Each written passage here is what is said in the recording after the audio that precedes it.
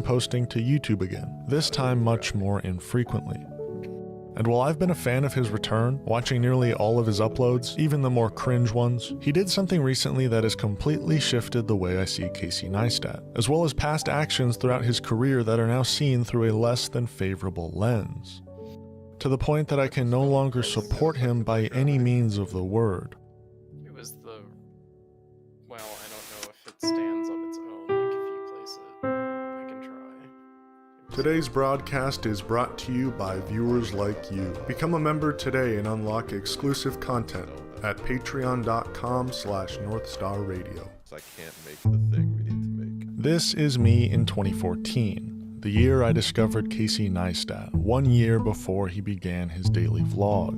Wait, what about I have a not so unique connection to Casey Neistat that makes me feel as though I have the authority to make such a video. I was obsessed with Casey Neistat. Yeah, I give you different bricks, but... The year I discovered Casey, I had already been making videos on YouTube, but quickly shifted my style entirely, blatantly copying the Neistat style like everyone else. And I say Neistat and not Casey Neistat because Casey's first big break was not by himself, but rather with his big brother, Van Neistat, who worked on an HBO show with Casey that unfortunately didn't get picked up for a second season. Van Neistat is a small piece of this greater Neistat puzzle, so remember his name. Casey Neistat frequently brings up his coming to fame story, how he grew up in New England, was a teenager at the time of his son's birth. After 3 months there, my girlfriend got pregnant. So we moved back to Connecticut. I dropped out of high school. All the way to his move to New York City, where he was basically homeless for a few weeks. I moved to New York City on June 4th, 2001. Literally exactly on June 4th, 2001.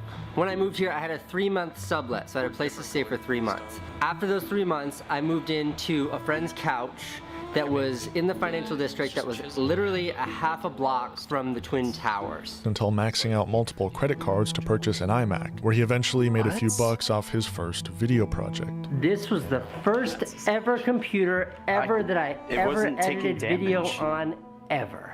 The year was 2000. Y2K had just passed, the dot-com bubble had burst, the Concorde crashed in France, Vladimir Putin had just been voted in, and Bill Clinton was about to leave office. That was the year I got this thing. This is an iMac DV, and this was the first Equals button. machine to ship with iMovie on it, iMovie version 1.0.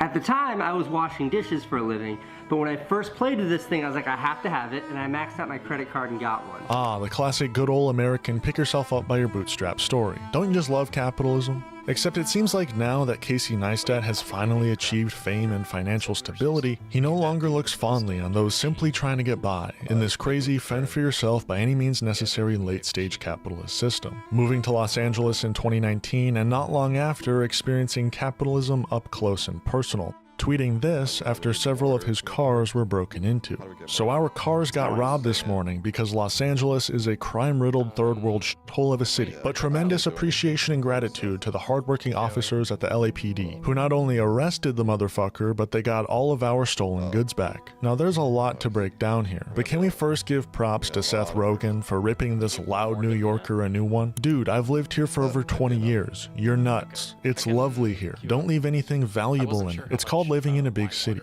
Coming from a guy who donated to bail out protesters from right here in Minneapolis because of the George Floyd protests, and more recently has criticized the idea of a Jewish ethno-state in the Middle East, and has reflected on his education on Israel growing up, saying that they forgot to include the facts. Alright Seth Rogen, this NSR-branded spliff is getting lit up in your honor. Okay, I'm getting sidetracked. This tweet from Casey Neistat got quite a bit of attention. Probably in part due to the fact that he wrote it not long after Donald Trump called Haiti and several African countries shithole countries. This person saying, can't imagine having millions to my name and getting worked up enough about petty theft to call LA a shithole and thank the police in the same breath. And this is where the police come into play.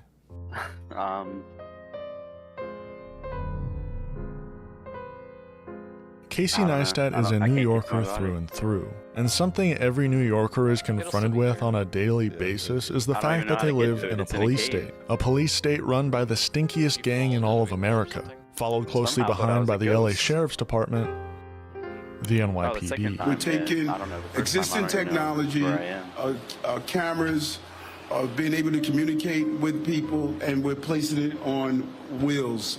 Behold the NYPD's newest Crime Stopper, K5 Autonomous. The NYPD is an incredibly infamous police department. For both their vast history of excessive force over petty crimes, new developments tonight in the police shooting at a subway in Brooklyn yesterday.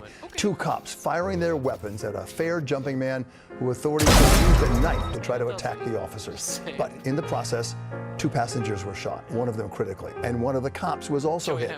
How that happened, we still don't know. but are even more infamous for their inability to do their job when it matters most. The officer attempted to get a fire extinguisher to douse the flame. And so I'm not going to speak more on that particular issue. Yet time and time again, Casey Neistat has made a concerted effort to do soft propaganda for the NYPD, frequently featuring them in his elaborate videos and going out of his way to celebrate and thank them for their supposed bravery. Rich, what do you think of one wheel? It's nice, right? It's one day, man. I'm specifically talking about this video where Casey rips on a cop for driving a tiny police car, basically going apeshit because he believes the NYPD are a powerful force in the city and need to drive a big car in order to be respected as a police force. I mean, what does he want the cops to drive around in? Tanks? Oh, right. What is this car? It's a smart car. Man, what do you do? Where's your NYPD? Where's the dignity, man? That's the wimpiest car I've ever seen. Look at this. Look at the little lights. Look at it's ridiculous. Dear NYPD, what were you thinking when you bought these things? How is anyone supposed to respect a police force that drives around in little go-karts? Look at this tiny little car. What do you think of this thing? Yo, this thing is crazy. I've never seen anything like it. Do you think they had to leave their dignity at the police station because they couldn't fit it in the car? What do you think of that cop car? Challenge is It's little. I wouldn't want to ride in it. Sure back. Oh my Is it god. embarrassing driving around in that go-kart? Yep. Poor guy. Stay safe, little buddy. Stay safe, little. Watch out for potholes. Wouldn't want to lose you. Casey Neistat revolutionized the daily vlog. However, he didn't come up with the concept by any means. In fact, one particular Viner turned YouTuber began his daily vlog a mere month before Casey Neistat, suggesting that Casey was quite inspired by this person's venture into daily vlogging. This is my first vlog. I don't know how long this is gonna last, but I'm gonna give it a shot. I'm gonna try vlogging maybe every other day, who knows? But I'm gonna do it. So subscribe to the YouTube channel. Hey, this is my first vlog, man. Here, let's make a. Alright, let's start vlogging. What a dick. In 2022, Casey Neistat released his documentary Under the Influence at South by Southwest, a film about the rise and fall of the biggest YouTuber in the world whose feel-good videos mask the dark and reckless new ethos of online celebrity culture. The film received massive praise from its audience, and after being nominated for the Golden Starfish Award at the Hamptons International Film Festival, it's never been seen again. I immediately start putting stuff. And from the looks of it, Casey Neistat may be holding off on the film's public release in order to protect the image of his new friend, David Dobrik. Casey FaceTimed me, and that's why I sued David, because I saw what David said about me and how he really felt. And I was like, no fucking way. My heart dropped. I thought I was like best friends with this kid. Yeah. This is how he talks about me behind my back. Yeah. It's not even behind my back. It's in a documentary that'll be out in a year. Yeah. You know? Yeah. But the statute of limitations was up. If I hadn't seen that clip, I would have never got the sue. Yeah. So thank you, Casey, for doing that. But also, kind of fuck you, Casey, right now, because he said that he's not releasing his documentary, that you sat down with a girl that was assaulted and spoke to you about her most traumatic moment of her life for days, weeks, and you're gonna bury the story to protect this kid that you openly admitted. Casey sat for weeks interviewing her, and now he said that he thinks that David was the best comedian on YouTube in history. That was the funniest part of the interview right there. Between the filming of this documentary, its subsequent film festival release, and to this day, David Dobrik has faced quite a bit of controversy. And I'm not talking about problematic age gaps of 2 years. I'm talking real criminal shit. And it seems as though that's what this film explores. In 2017, David came up with a brilliant prank. What's up, guys? Today I'm pulling a prank on Seth that may have the potential of being one of my favorite pranks I've ever done. So Alex has a scary old man mask that he's been using to scare people for a while now. I'm gonna convince Seth that he needs to make out with Corinna while she's wearing that old man mask. Seth, are you okay with making out with Corinna? Corinna's gonna come out of my room before she has the mask on, and she's gonna show me how weird she looks in her outfit. I look so stupid. I'm gonna tell her that it does look weird and that I need to go and add some more padding to make her look more like an old man. I gotta put padding, you look kind of dumb. But instead of going to the room and adding more padding, Corinna's gonna hop out of the outfit and have Jason put it on its but head. didn't run anything. What does that mean? And then without any hesitation, I'm gonna have Jason come out wearing the old man mask and try to make out with Seth while he thinks it's Corinna. Corinna, you What does it mean they moved turn 6 and 7? Oh, baby, Seth's like, this is my type of shit. In the ski. Okay, Corinna, go. At work. No, at work. Got a text from one of our guys.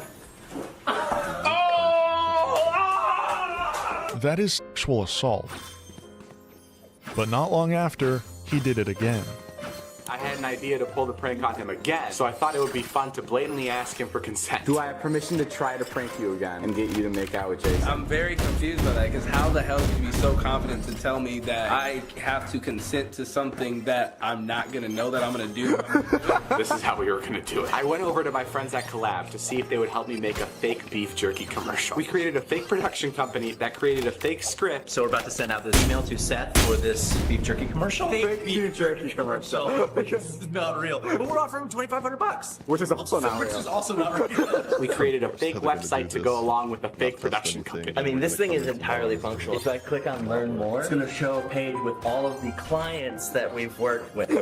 And within 2 days, Seth responded to his fake audition with a real audition tape. I'm here with Jack Link's auditioning for the part of... What a fucking moron!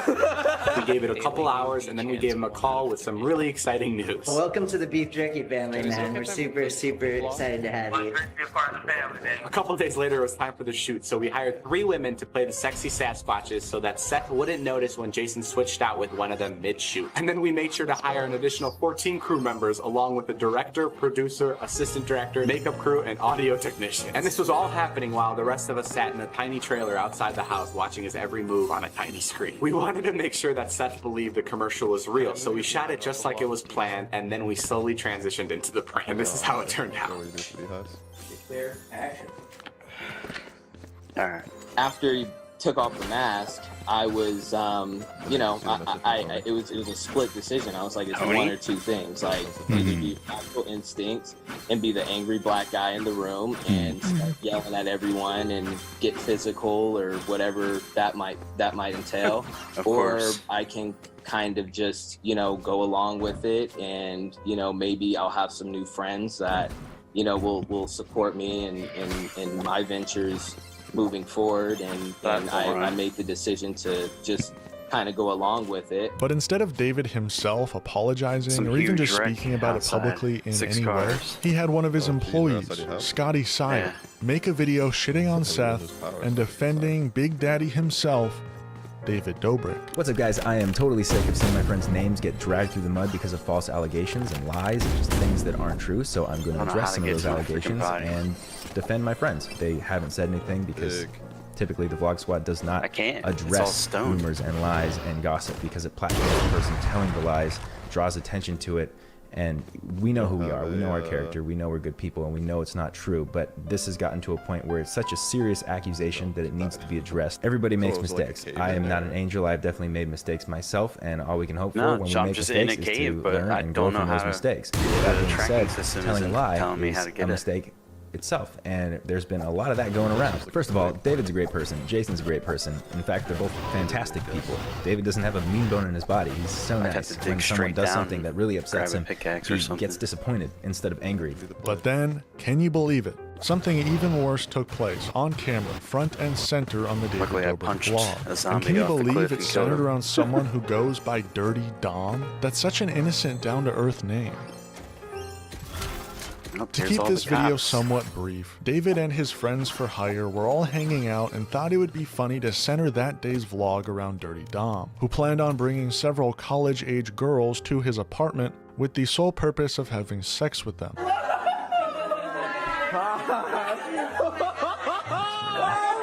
Oh, this is weird. All the while, David was standing right outside the bedroom door recording the entire time. Oh my god. Oh my god, I can't look in there. I have to leave the apartment. What if I told you that the man named Dirty Dom wasn't exactly receptive to the concept of consent? Shocker, I know. After one of these girls came out to address what took place in that bedroom all those months ago, the story blew up, leading to much online scrutiny and investigation into what took place that night. I knew this article was coming out, but it was way more in depth, and the gravity of the accusations in this article was way more than I expected. For the last couple of weeks now, I've been telling you guys all the stuff that's been going on with David Dobrik. This blows everything out of the water that we've talked about. Chief exposed Dom with regards to the essay allegations and debunked certain elements of the article that was written about the allegations. Chief said that Trisha lied in the article about Chief supplying alcohol to loosen up the girls. You said a bunch of times in your video that Trisha is the reason you're in this article. Did you read the article? I didn't want to pay for the paywall on it. Yeah. No, I listen. I don't want to make any jokes. I just have a sarcastic tone. Like I want to be clear that I'm here. Do you acknowledge that it wasn't Trisha just saying that? Now, after listening to you guys addressing the article a bunch of times, yeah, I understand. So you really didn't read the article, or were you joking? No, listen, so I'll start from the top. And like I said, I'm not here to discredit the victim at all. And I want to make that clear. I'm just here to explain my side of the story. And the reason I'm even coming on here is because I genuinely feel like, there are some misunderstandings here, and we could just clear it up if we talk it out. When I first got reached out to by Insider, the reporter, immediately I was like, oh, what is this? My name in an article with Dom and sexual assault? Like, I'm going to call right away before I had the facts straight. This was 3 years ago. So, stupid move. You're right. I'll give it to you. That was dumb to call a reporter when I don't even know. But I don't think she mischaracterized you either. So I got to stop you there a little bit too. I had nothing to do with the sexual assault. I had nothing to do with anything that happened inside of that bedroom. When I peeked in, it was a faked bit, and the sweaty part after was a setup shot after the next day. And I mean, that's my story. That's from 3 years ago. That's what I remember. And I can I think from what I can tell, I agree. I think you're a good dude. And like I said, I hope you get through this and you're okay. But what is the goal here? Because for me, it's to try to help sexual assault victims. Genuinely, that's genuinely what I'm here for. And what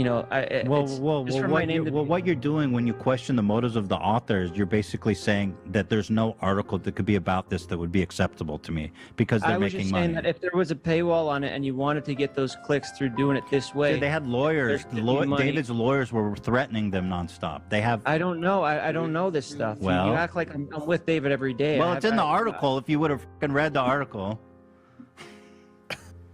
Okay. Ethan. Now that right there is Jeff Wittick. Someone who was seen in that clip ironically became his next victim.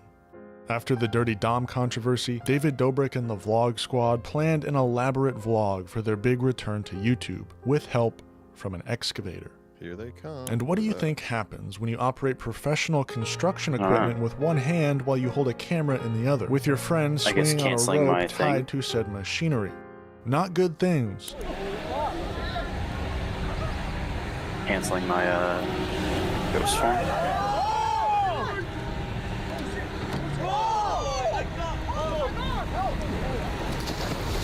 So where does Casey Neistat tie into all of this? For all I know, Casey wasn't there during the excavator incident, but it did take place during the time Casey was recording the documentary on David Dobrik. The documentary being completely upended and forced to change course, as it was originally meant to be nothing more than a puff piece on David Dobrik and the extravagant and exciting lives of internet celebrities.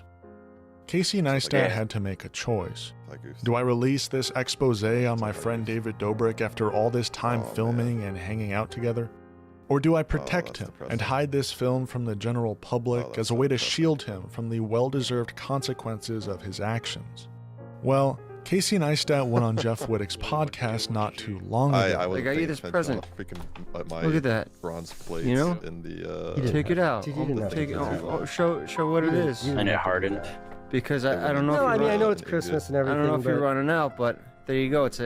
It's a bunch of Kool-Aid Yeah, but you because didn't- you're still drinking it, my friend. You didn't just You're stop still here. in the cult. You're still You got blinded. these, I'm gonna put these both My friend, I'm gonna put you these- still have a I'm little gonna bit put in these you. both And if you didn't get blasted in the head by a crane or had sex with against your will when you were drunk, you may have different feelings. It took me a long time to stop drinking that Kool-Aid.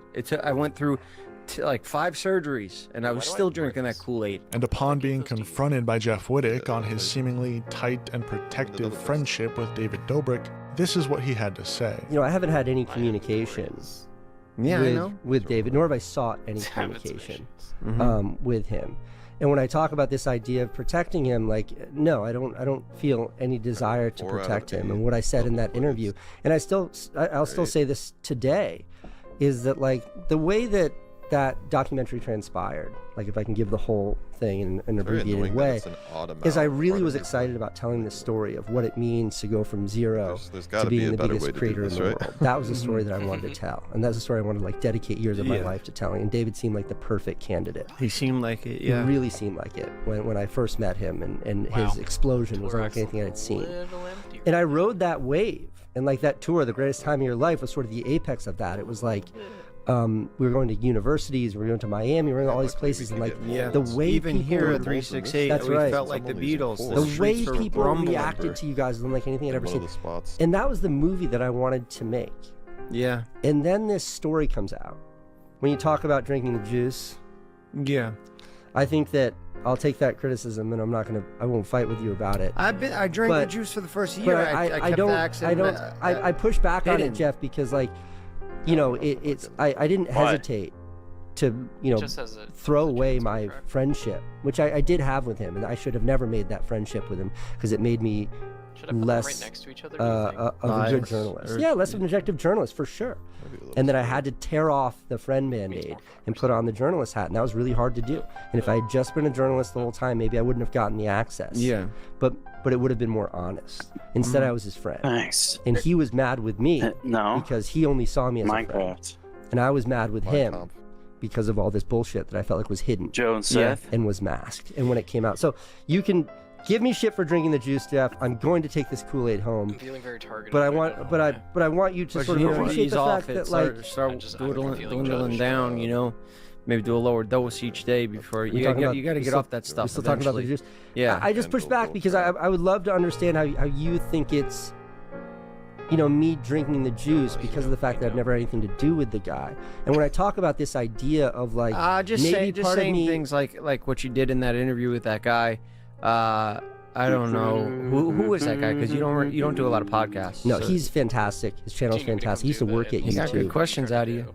Really good Got questions. you some backlash. But was there other because than your what we talked answers? about? No, from just like saying things about you know that he was the best comedian. Oh, just about David stuff. Yeah, just like that. Yeah, stuff. so like you know, and you not releasing the doc for the sole purpose that you feel the need to protect. Yeah, I never David. said that, Jeff. That's a total mischaracterization. And I still don't know why I don't put it out there. I think it's because maybe some part of me, as much as I'm ashamed to admit it, is because I still like very deeply love and care for David. And maybe it's about protecting him. Casey Neistat does admit shortly after that maybe not the entire reason, but a piece of the puzzle as to why he has yet to release the film might be that deep down he feels bad for David Dobrik. You said that in the... That's part of it. And it's a nuance, like... The hard part with the internet is being honest and being nuanced. Yeah. Because people don't want to hear it. They want to take absolute facts, and that's not an absolute. When I think about that movie, it forces me to confront all of the bullshit that I just expressed. And then that evokes a sense of doubt in me. And this is real. And this is me being honest and me being vulnerable. And this is the same thing I would say to you if none of these cameras were here or anyone that asked me. Of course. Like, that Jod was why doing isn't it out? And it's like maybe there is some part that's like, I don't want to have to confront this story. Maybe there's some part of me that feels guilty because the reason why I had that access is because I was their friend. I was David's friend. Yeah. And he gave me all this access. Yeah. And then in the end, I used it to make a movie that told the truth that he didn't want out there. That's fucked up. But like, I'm just being honest. Like, there's some tiny bit of doubt in me that thinks maybe the reason why I'm not more aggressive in getting this out there is because of that. Is that me protecting him? If you see it that way, then there's nothing I can do. I'm just going off words that I actually heard. I can understand why he would feel that way. I can understand why he's filled with all different sorts of guilt over the situation. But what I cannot understand is how that would stop him from releasing the film to the public, which covers real-world crimes that need to be brought to light. Maybe there's extra details I'm not aware of. There are certainly details I'm not aware of. But from a journalistic standpoint, from an artistic standpoint, I do not respect that decision by Casey Neistat. And Jeff's audience is seemingly on the same page. Calling yourself a journalist while refusing to publish your journalism is bizarre. The role of a journalist is to tell the truth objectively without being influenced by personal biases. You tell the truth even if it's ugly. He interviewed a victim of essay, made her relive the horror just so her story won't be told because he just isn't feeling it. Halfway through the pod and not really keen with Casey, he reminds me of a politician and says whatever he thinks the person in front of him wants to hear to keep the peace. Asking himself questions and answering them is so politician.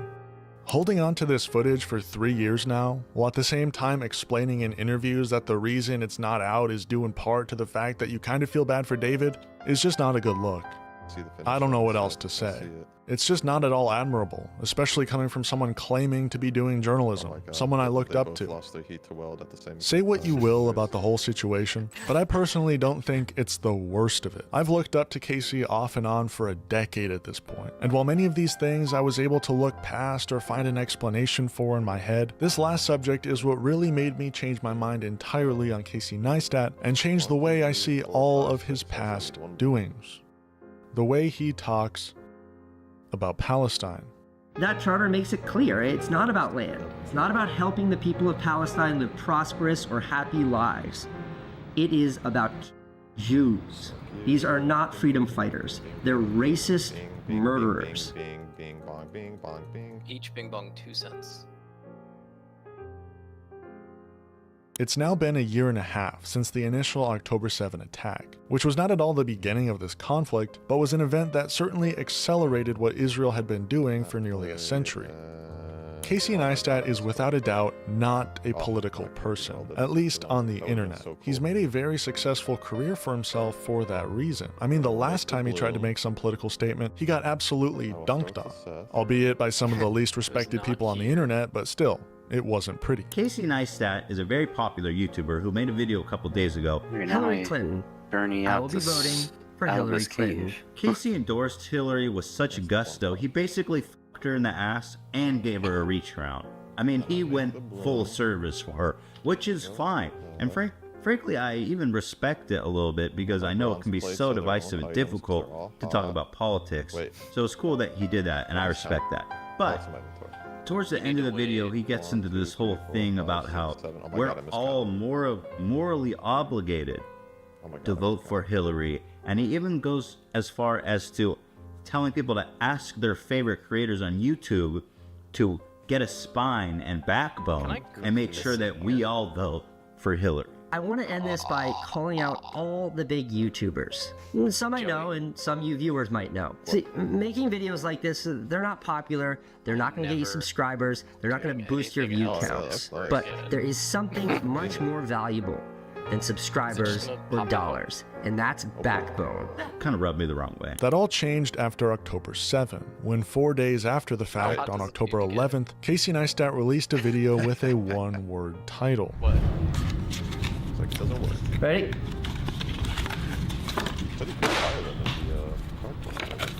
Look at this guy. Look at the guy in red. Check out the hair. That's me in Israel, I think in Jerusalem, in 2005. If you're Jewish, you get to go on this free trip called Birthright Israel. It's fun. It's like It's like summer camp. You go to Israel with a bunch of people your age and you get to do cool stuff and learn. It's like a field trip. It's great. Israel is an ethno-colonial project, and that free trip that every Jewish person gets to go on in hopes that they decide to live in Israel, or even better, fall in love with an attractive IDF soldier, like what happened with Ethan and Neela, was just a fun summer camp for Casey Neistat. Now is targeting Birthright in a campaign urging the group to, in its words, tell the truth about the Israeli occupation. Welcome to the 2018 Time to Meet Birthright Israel Summer Mega Event! Birthright is a program that was started in the 90s as a response to rising rates of intermarriage. You have to go and make one baby. Birthright is one of the main sources of information about Israel for my generation of young Jews. We don't really know much about Israel until you come here. And the Israel that Birthright portrays is an Israel that is really only half the truth. Such a kind and welcoming place. At least 8 foreign Jews who are anti-occupation advocates have come forward with stories of intimidation, harassment, or interrogation over their political views. You immediately feel there's something here for you. Something unexplainable, like at home. Israeli Arabs have described it as a racist law that borders on apartheid. Birthright has an explicitly right-wing political agenda. It's up to you to be our soldiers abroad, ready to lobby governments and sway We need to make a special. Israel It feels like the equivalent of like going to the Jim Crow South during segregation and like not talking about segregation. 6 activists, joined by 2 other Birthright participants, staged a protest walkout. My name is Corinne Kersey. My name is Rebecca Oliver. My name is Risa Nagel. My name is Hallie. My name is Sarah Fadum, and I just walked off my Birthright trip. What it's really doing is hiding the occupation from young American Jews like myself. I couldn't just sit back. Asking questions, seeking out the truth, to me this is a very strong part of my Jewish identity. What we are trying to do is to say to our community and to Birthright, we deserve the truth. If you're Jewish, you get to go on this free trip called Birthright Israel. It's fun. It's like summer camp. You go to Israel with a bunch of people your age and you get to do cool stuff and learn. It's like a field trip. It's great. It's like summer camp. It's like a field trip. It's great. Have y'all seen the movie Zone of Interest? I think that comparison speaks for itself. I'm not religious at all, but I'm Jewish. I'm a very proud Jew. And I've always been aware of my Jewishness. When I was a little kid, it was holidays at Nana's house. I was going to synagogue on holidays because that meant I got to skip school. When I was a little bit older, like maybe when I was a teenager, I remember Steven Spielberg's epic movie Schindler's List coming out.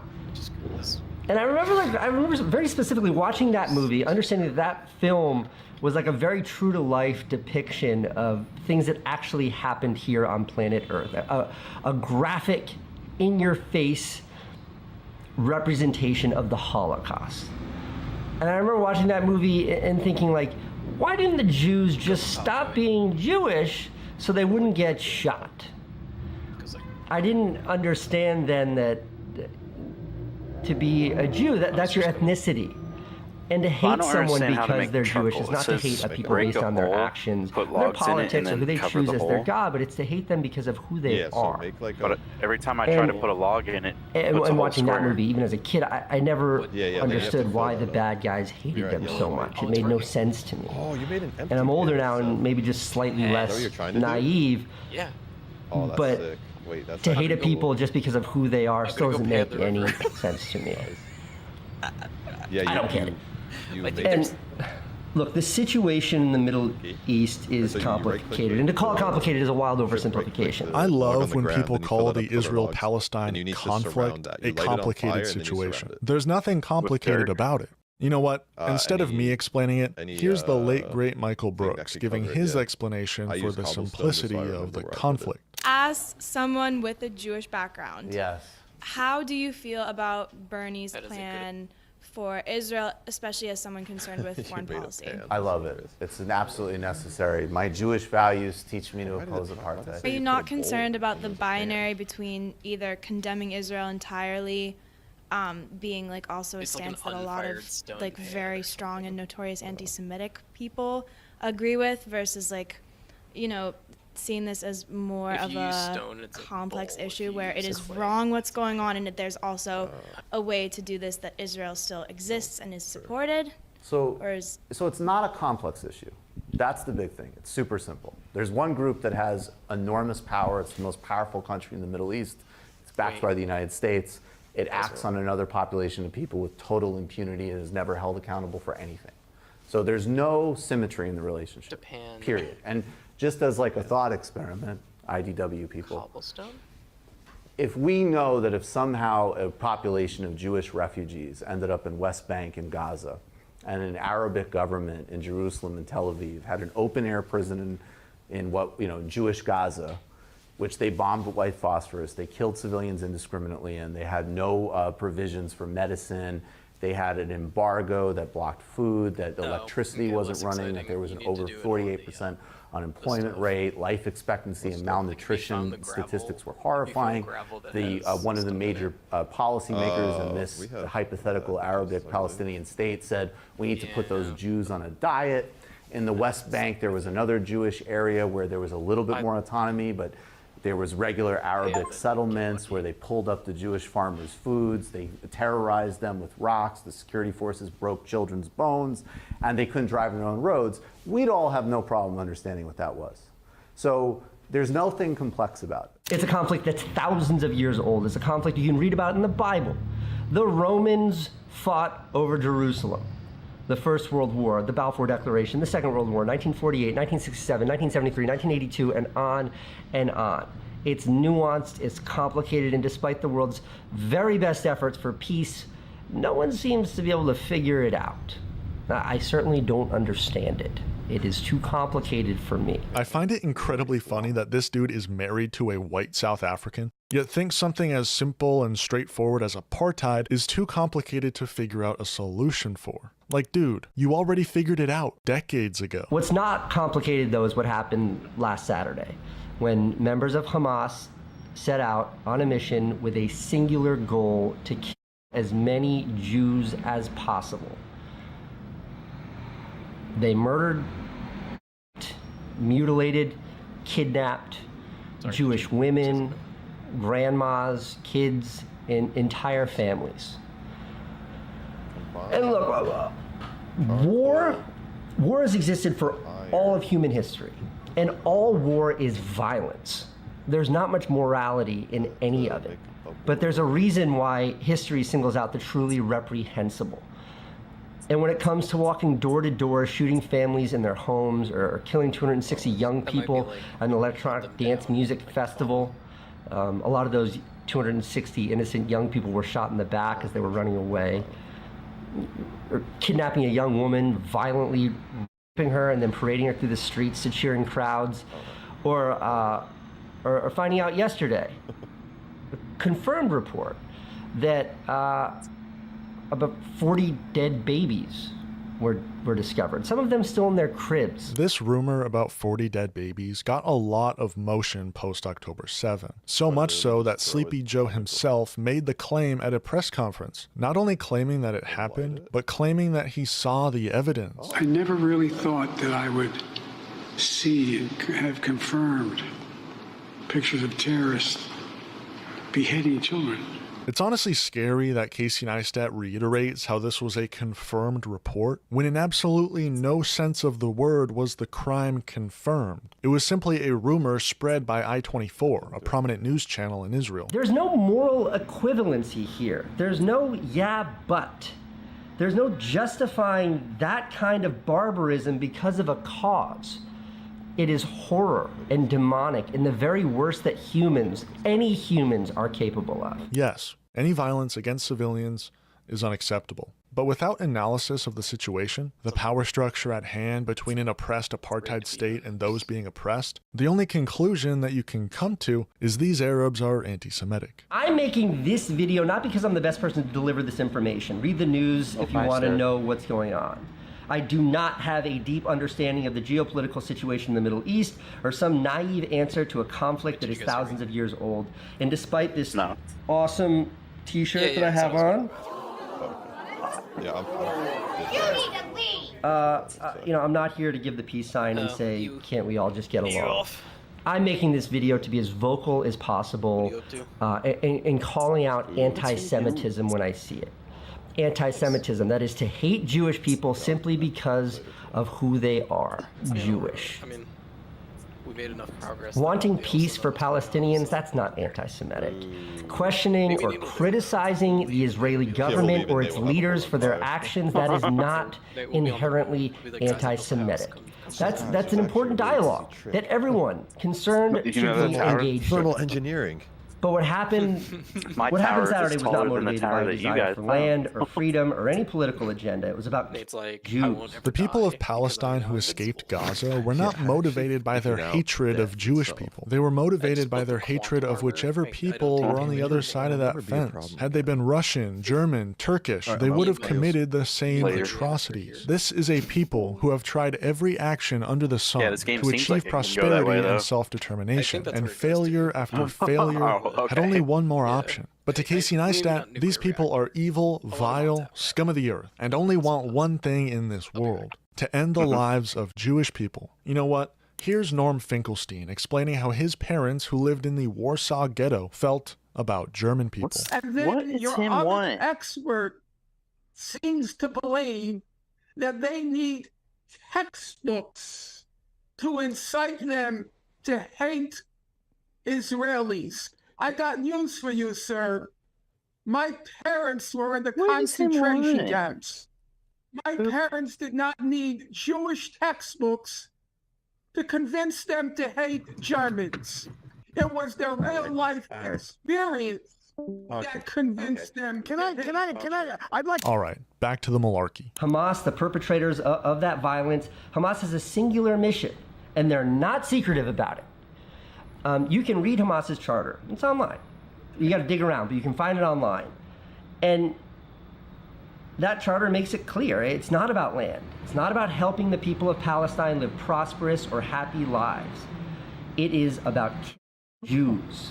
These are not freedom fighters. They're racist murderers.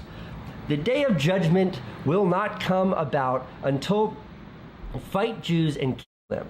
Then the Jews will hide behind rocks and trees, and the rocks and trees will cry out, "There's a Jew hiding behind me, come and kill him." That is a poorly translated but direct quote from the Hamas charter, a publicly stated goal of the murderers. We're 1.5 years into this genocide. I really don't think I have to explain how idiotic this statement is. The actions of Hamas on October 7 were quite literally point-blank period motivated by a desire for freedom. Let me explain this from a simple context we can all understand. Casey is not lying about the Hamas charter. It does say those things, but it is not anti-Semitic to hate your oppressor who just so happens to be Jewish. Let me explain.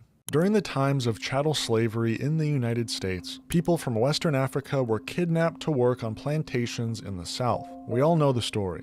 And for about 300 years, black people universally understood white people to be their oppressor. If those slaves were to come together, form a makeshift army, and write up a charter, they would without a doubt write about their singular goal to achieve freedom through the of white people. Does this mean they're racist against white people? No. But even if you do believe that, answer me this. Do they want to kill white people because they are white? Not in the slightest.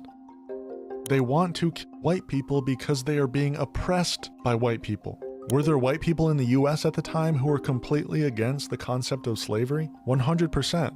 But the only white people slaves ever knew were the ones they were forced to work under for generations. I can't even believe I have to explain this. So when I see on social media,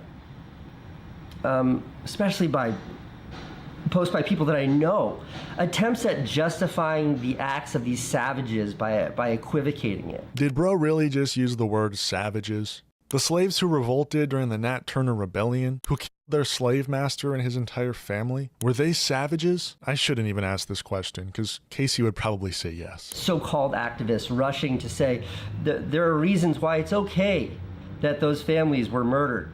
Or people who can look at a video of a girl being pulled out of a truck with blood pouring from her pants after she's been gang raped and say all resistance is justified.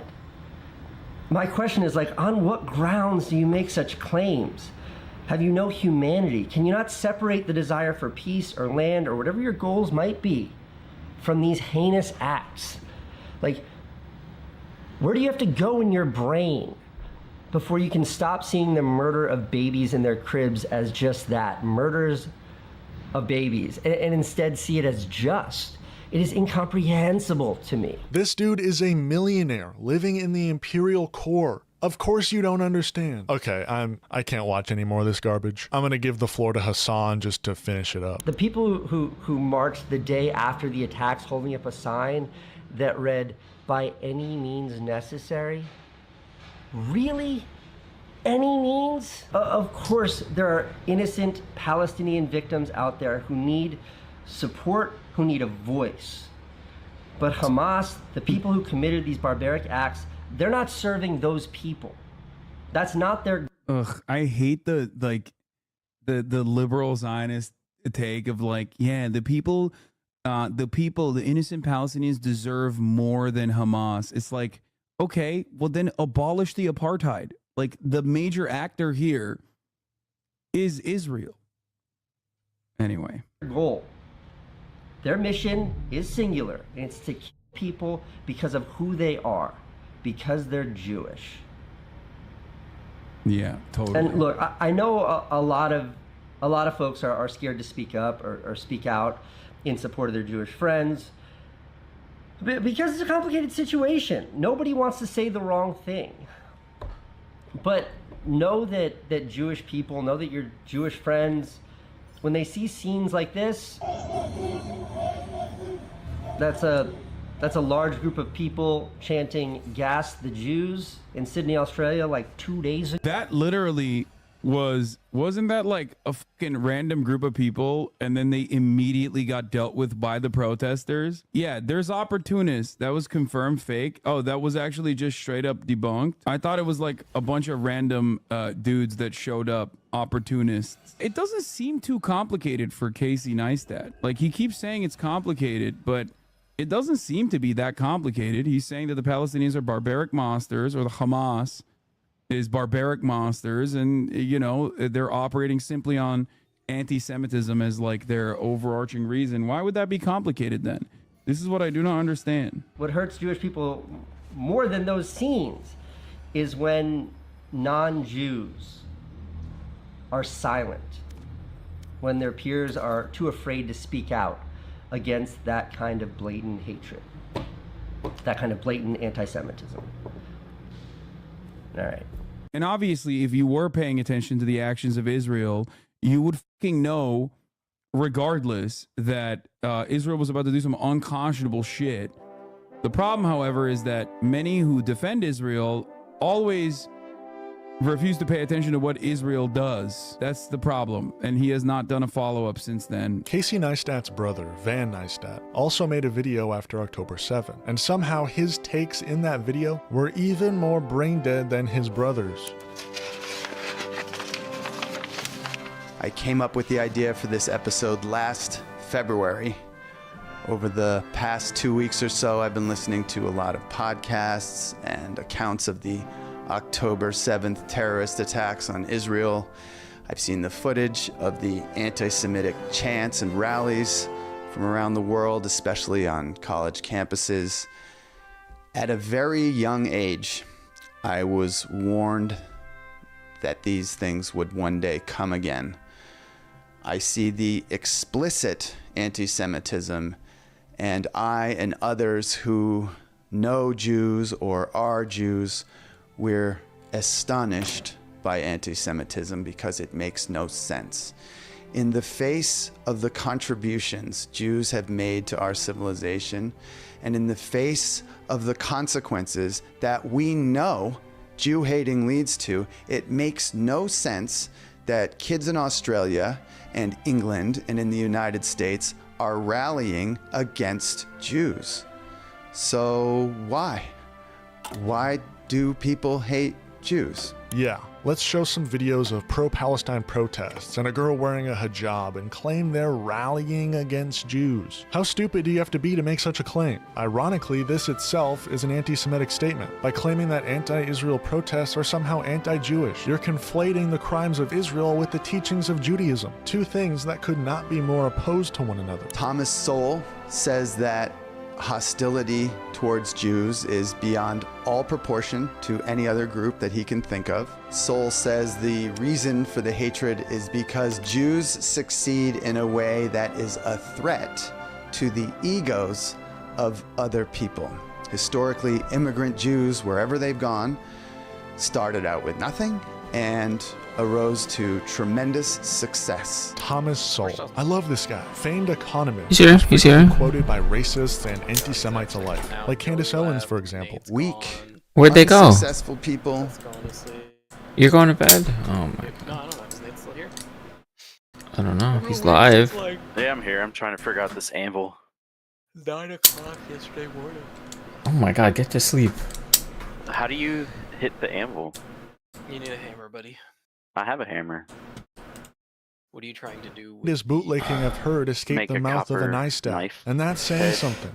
But alas, this video is about Casey Neistat. And as much as I'd love to watch this video in full and Was there dissect his every word, something that I'm I have a supposed to life. look at? I need to get on with this video. Casey Neistat never made a follow-up to his original video, even after months of Israel's disproportionate response to October 7, what is now quite obviously seen as a genocide of the Palestinian people.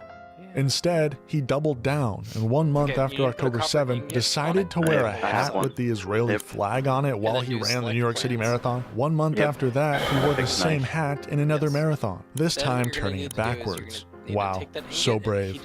He then went silent for the next few months, as bombs continued to drop on Gaza at an unimaginable scale. It wasn't until April 2024 when Casey Neistat decided once again to take a stand, not against the atrocious actions of Israel, but against the college students protesting said actions. As Israel's assault on Gaza enters its 200th... Very close to iron. Okay, what do you need? Were you here? Were you here? It's... Yeah. Were you here when Joey and I figured out that we didn't actually need that stuff yet? Well, yeah, I heard because you guys said something about the crucible. You didn't need the crucible. Yes. So what are we missing?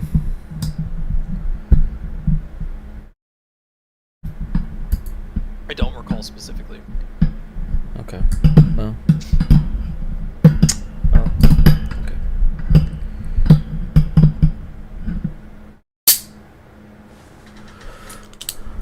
Day.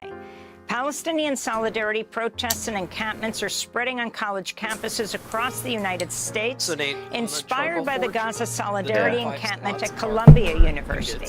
Here in New York, police raided a student encampment at New York University Monday night. Police arrested more than 150 people, including students and 20 faculty members. Earlier on Monday, police at Yale University arrested 60 protesters, including 47 students who'd set up an encampment to demand the school divest from weapons manufacturers. At Columbia, the student encampment has entered its 7th day. The president's decision to send riot police to pick up peaceful protesters. What happened to what? What happened to what? What happened to the bees? Oh, that's my goal. I'll get the bees going. I haven't seen any. 2 beehives. Oh, well then, what do you need mine for? You were supposed to set them up. You need to like surround them with flowers. That's got God. you written all over it. I do like the flowers. Was unprecedented, unjustified, disproportionate, divisive, and dangerous.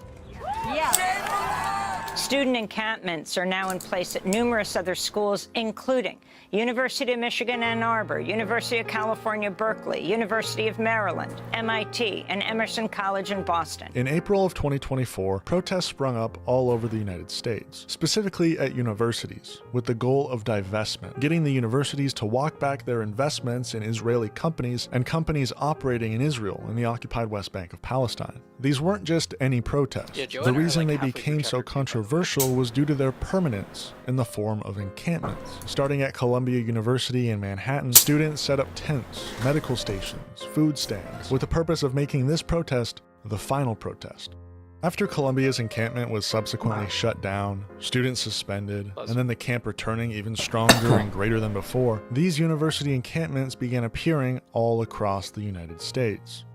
I graduated from college just a few months earlier, but I visited the University of Minnesota's encampment a few times, and the energy was great. Actually, the University of Minnesota encampment had a similar story to Columbia's. It was small at first, the students were almost immediately arrested, and the next day the encampment returned, significantly larger, and with a greater student body than the day previous. There was an energy in the air unlike anything I had ever experienced. Not only were students protesting, but faculty also joined in at various schools across the nation to show support for their students who were upholding their First Amendment right to protest unjustifiable warfare and genocide in Gaza. Unfortunately, this energy only lasted so long. Students in Austin were subject to brutal arrests, as were students in California. Some students continued the fight and were able to occupy buildings for days. But that too came to a close. At UCLA, a mob of Zionists were the ones inflicting violence upon the student protesters. With no police in sight, not until the Zionist mob left did the police finally show up and subsequently shut down the encampment. As we broadcast this morning, Los Angeles police and riot gear are dismantling a pro-Palestinian encampment on UCLA's campus after hundreds of police used flashbang grenades, rubber bullets, and tear gas in a face-off with protesters who chanted, "We're not leaving, you don't scare us."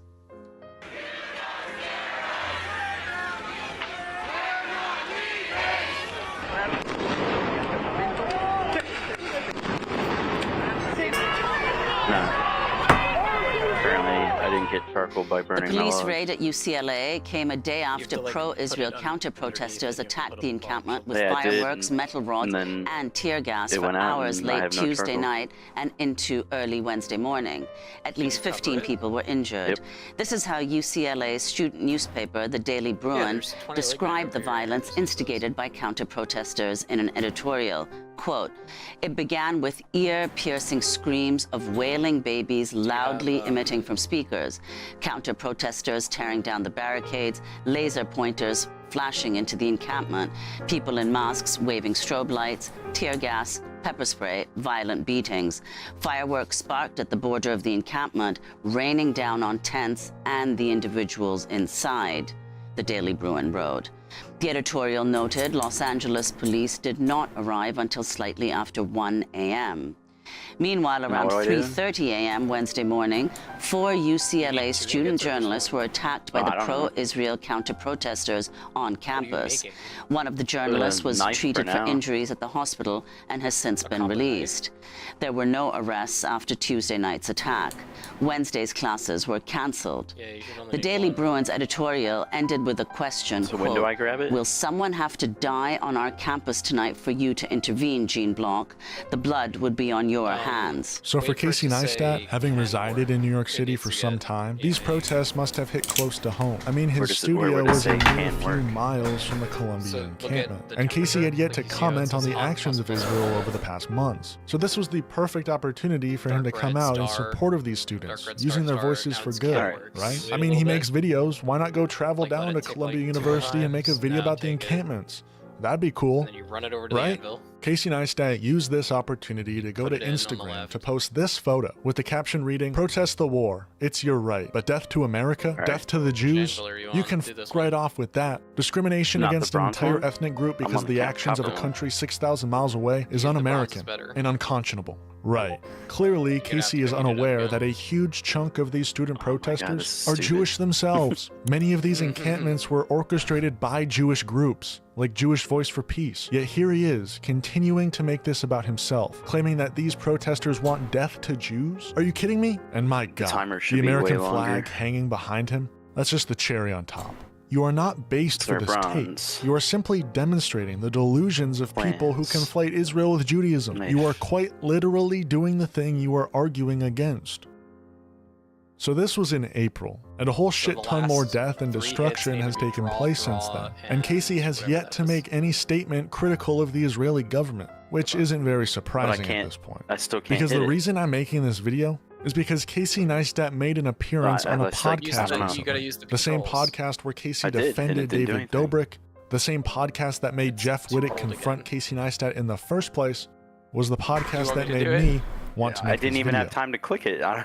Towards the end of this Yeah, you need to interview, leave it their in here conversation until was it's interrupted by a protest I did. taking place outside his studio on Broadway running through Lower Manhattan. Wait And for, can you like, guess 2 what the ticks people past on the street were protesting? What's your relationship like with David Dobrik now? It's non-existent. You know, I think that. All right, it's bright red. You know, when the movie was done, I showed it to him. He's not happy with it. And that's it. You know, I made it clear to him that, like, if he ever wants to reach out, I'm still the same person, and I'm always here and available. But that's kind of where things lie. Yeah. Like, and then last. punch and stuff. What in God's name is happening I mean, outside of my hours. office? Yeah, Some keep sort of going. protest. Quickly. Come on, man! I gotta get out there.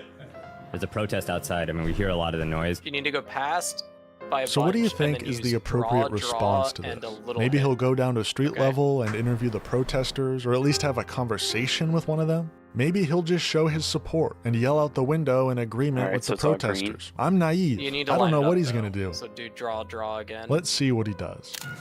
Not enough to work. Back up. Yeah, see now. This is kind of dumb. It doesn't give you enough time to even.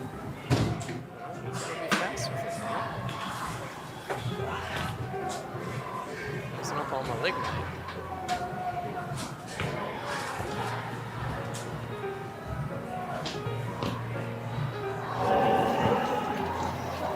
It's always something in this city. I think that was a some sort of pro-Palestine march. Oh, That's so not close. good. They like to go down Broadway. You gotta show the love, you know? Do another one. All right. Oh, you should have done a medium hit there.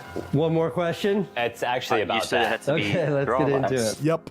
I He don't goes know and which grabs hammer his that Israeli is. flag, which for some reason No, he you just see, it needs to be has on draw, hand, then hanging a up little at its bit. designated Or a spot hit, in his I don't know office which hit and that waves is. it out the window. What a horrible, I mean just brain-dead human being. Let's see how he justifies do it? this. How Take a he chance, justifies you still counter-protesting a protest against genocide. I mean, seemingly, I don't know what he's you mean, pro-genocide. draw 3 Let's see times, how he hit last. justifies it. Can you just explain what, Okay, what look, happened there? look Yeah, so that was like shows a the last 3 in order. So anti-Israel the one on the march leftmost is going the one down you did Broadway. most recently. And need those to you know, line up when that with the happens, thing I on like to top wave either and my the two American bottom flag or an arrows. Israeli flag or some combination of both. Why? He likes to wave his American flag or Israeli flag or both? What's the point of that? He's quite literally just anti-Palestine at this point. How do you think about your platform and speaking out about that, given how polarizing it is? Well, I think it's challenging, and I've never been one to hold my tongue. And I think that literally exasperates said for it's me probably sort of best the just to watch the frustration in speaking out against anti-Semitism because probably. But I think you know, I think long trial before I and error spoke is out. fun. Where are the instructions? Good morning. Man setting fires now? All right, once it goes to Ken Well, You know what they say? Fuck around, find out. Well, That's what they say. Decided okay. he was Grenade. useless to the servers, so he set fires. You found out. Wow, Yeah, it's all but green. see, I don't understand. No, but it didn't match Well, up. you're about to Bottom find out. doesn't match up too. The old man who falls asleep early. That's Okay, wild, now dude. no, stop. 2 draws. Ooh, very close. Okay, go forward again. Yep, keep going. Out against anti-Semitism, I was quick to speak now- out. Yeah, another draw. You know, for It's too far, though. You gotta go further to the right LGBTQ first. rights, and I was very loud in speaking out Yep, 2 draws. in my support of African Americans and And why a it's medium important that you know, we stand up. If Oh, there's a that didn't moment count. in this country where Look how like close our that is. fellow This Black is how Americans close I've been are 3 feeling like times. they're being unfairly treated. I've never held my tongue. So when it becomes about anti-Semitism, I wonder if I can stick a log you know, for in me, here. it's I have certainly 2 it's charcoals different over here, but I because can't think grab them. I don't everyone understand. only is able to truly understand prejudiceness through the logs are burning, Because you right? fucked around and you had to find out. I'm not. How do you do No anything? idea what it's like. I can imagine, Bull. but I have no idea what Loney. it's like to be black in a place where somebody. Clown boy? You know what you did. Nate, where you at? You gotta be over here doing your smelting. I'm about to. Oh, I thought you ran out of fire. I'd like to see you try. When you're about to find out, little bro. I would like to see you try. I missed. All right. You're about to find out. Yeah. Oh, very close. Okay. Medium, maybe? Okay.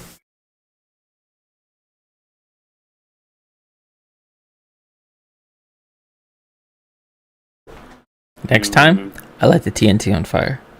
So happens next time. You're about to. Did I get it? No. You got a copper knife. Nice. Is that what you're working for? Sure. Little bitch boys don't make it very far on this server. Okay. I'm gonna try making a bronze sword. Why is it already like mostly broke? Probably because you could freaking beat it into submission. You get bonus points for doing it well, unfortunately.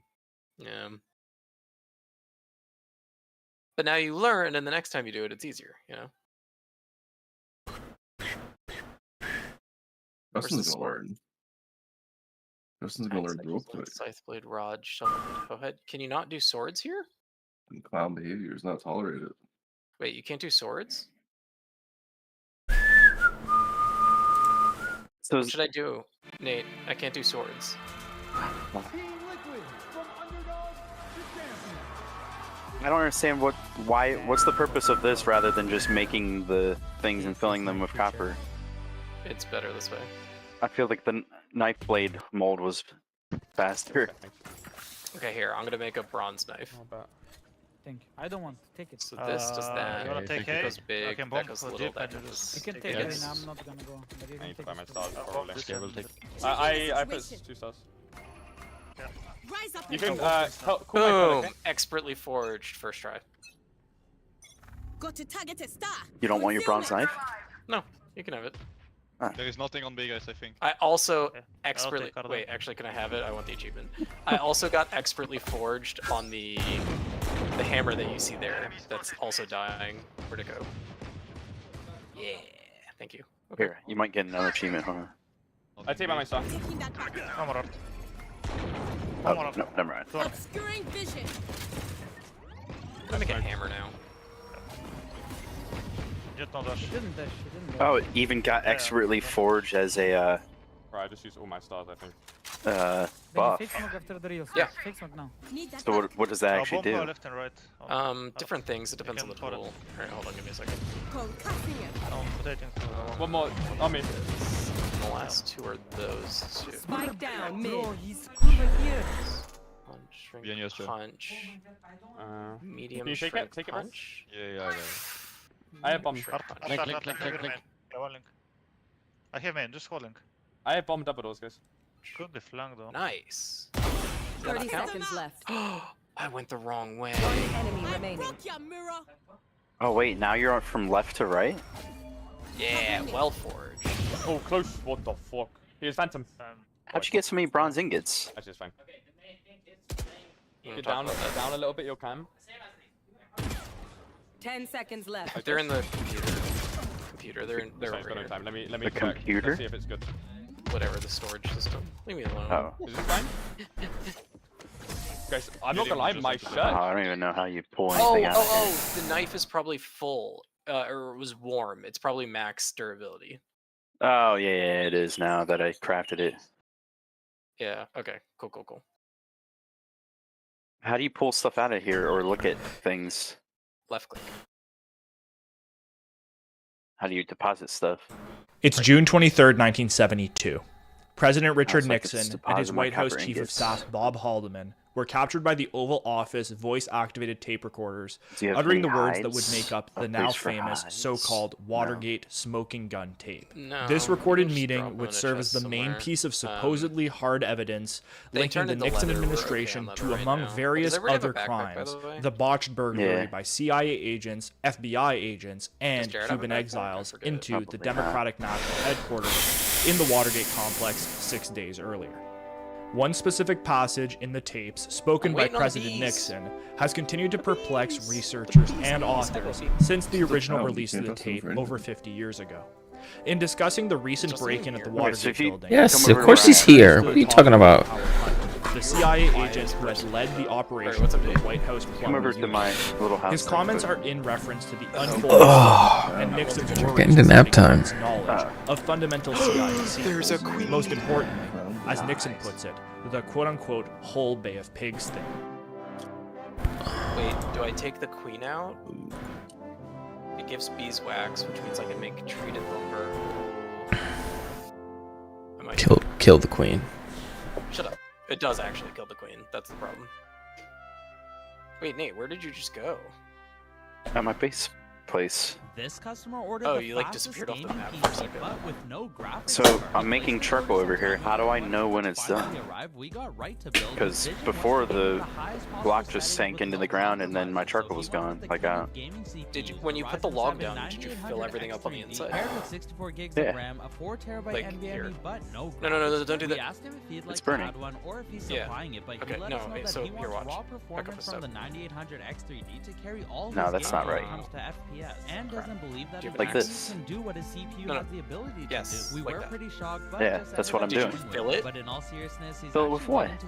Right click into it, you have to fill the inside with logs. Oh my goodness. This customer it takes like 16 logs, and the rate is the guide says nothing about filling it. It does.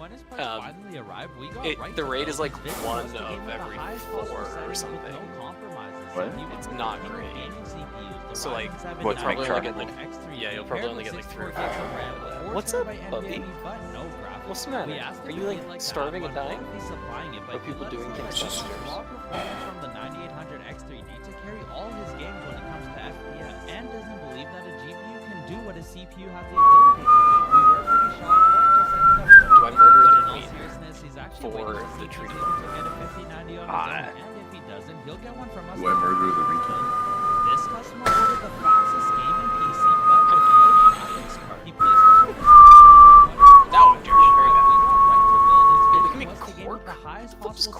Stop trolling, Jared.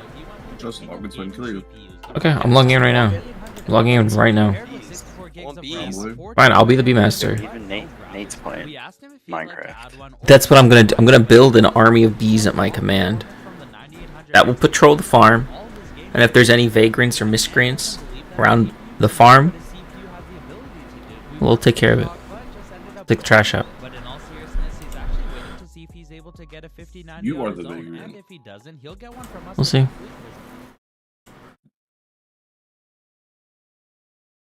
We will see. They call you Justin the Vagrant. Okay. Among other things.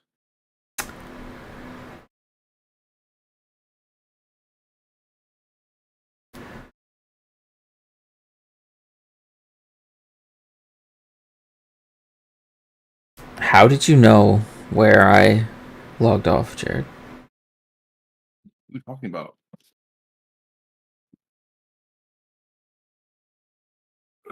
We know it was you. We know it was you. What? What was me? How did you know where I logged off? I don't know what you're talking about. You stream sniped. You actually. Oh my god, I'm not even surprised. Yikes. You're streaming now? I was last night, and I am now. Actual stream sniper. Oh my god, crazy. Actual clown.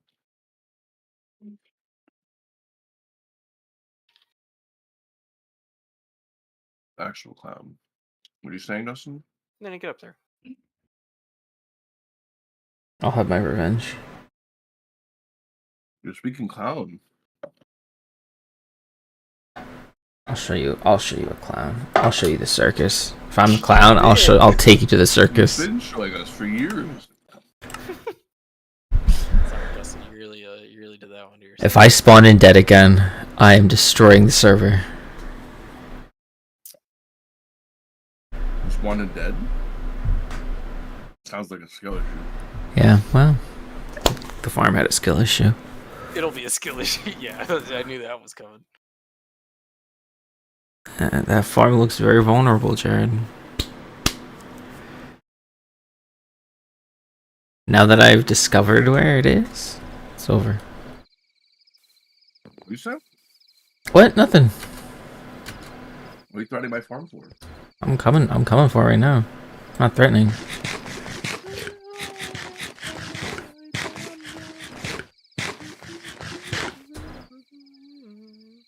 Okay, no, I'm joking. Let's do a truce. I'm coming over. Let's do a truce. You got yours, I got mine.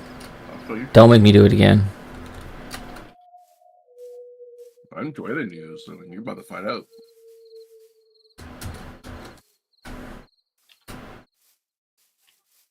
You're not even, proposal's not on. I'm okay. You have 10 seconds to log in, or I'm lighting the TNT. And if I get to your farm before you log in, the TNT's going off. About to find out. What is wrong with you people? Nate? Yes. What? Don't murder the bees. No, I said don't murder the bees. Do you get anything out of it? Yeah, I get the treated lumber, which is what I've been waiting on. Oh yeah, definitely then. Fine, I'm doing my own. I'm okay. I'm not gonna let Jared distract me. Don't worry, guys. I'm doing the trees now. There's like 80 flowers in one hole for the bees. What? We set up the bees fully, and you just, you know.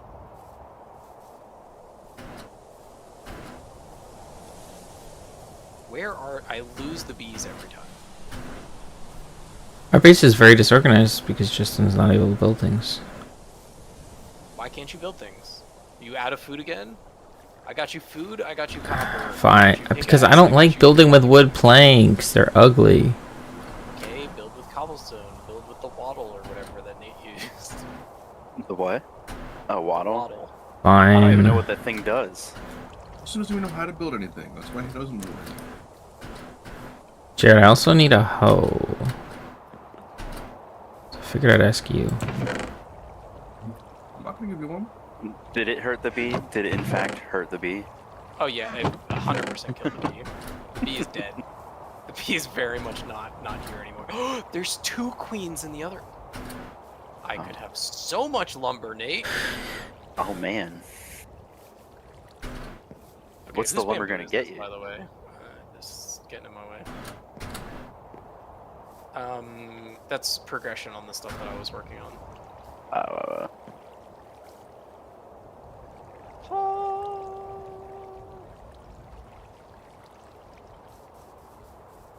Okay.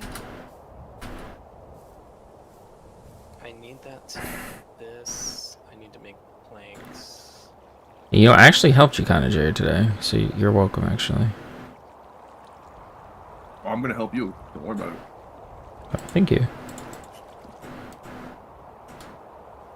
Good for a world of help when I log in. Appreciate it. And they're back to their usual things, Nate, which is why nobody else can have nice things. Killing each other?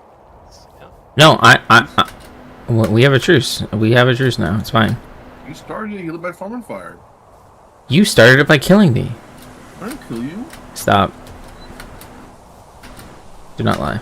We'll be the death message where I killed you. Actually, you know what? It would be funnier if you didn't kill me, but that's why I'm kind of actually mad about it. It would have been actually funnier if it was just random.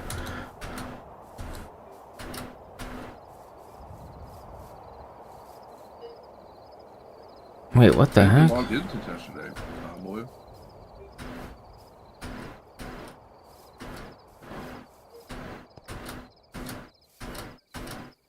You haven't logged in? No, I thought I killed you. You clown. You know how. Stream sniper.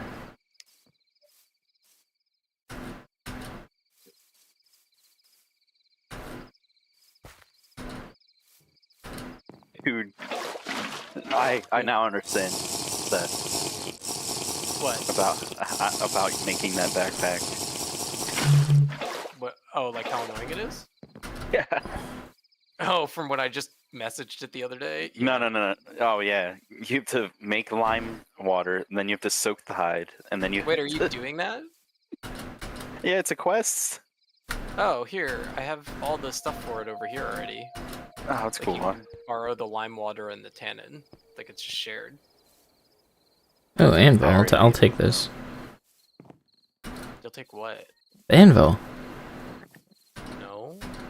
That's the workstation for people who are doing stuff over here, Nate.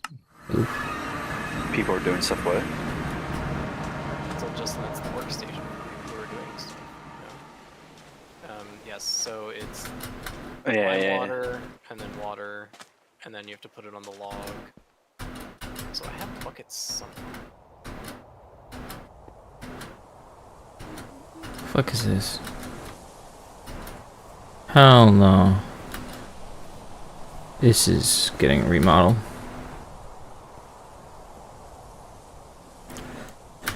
I try to keep the buckets relatively even, so when it rains, they fill up the same. Big brain. Okay. I have this.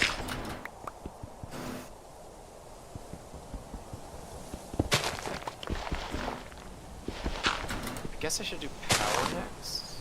I guess that makes sense, right?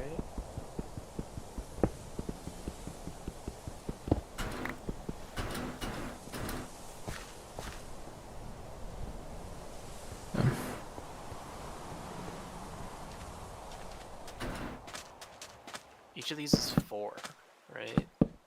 So I need 32. Oh, I need 4 Bs basically. Dang. I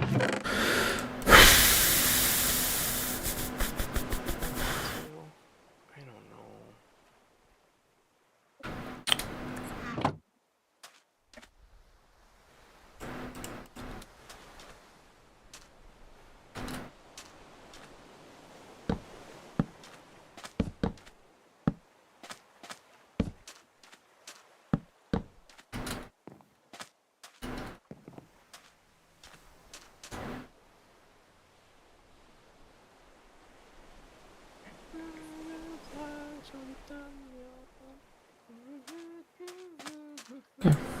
The master builder's back at his craft.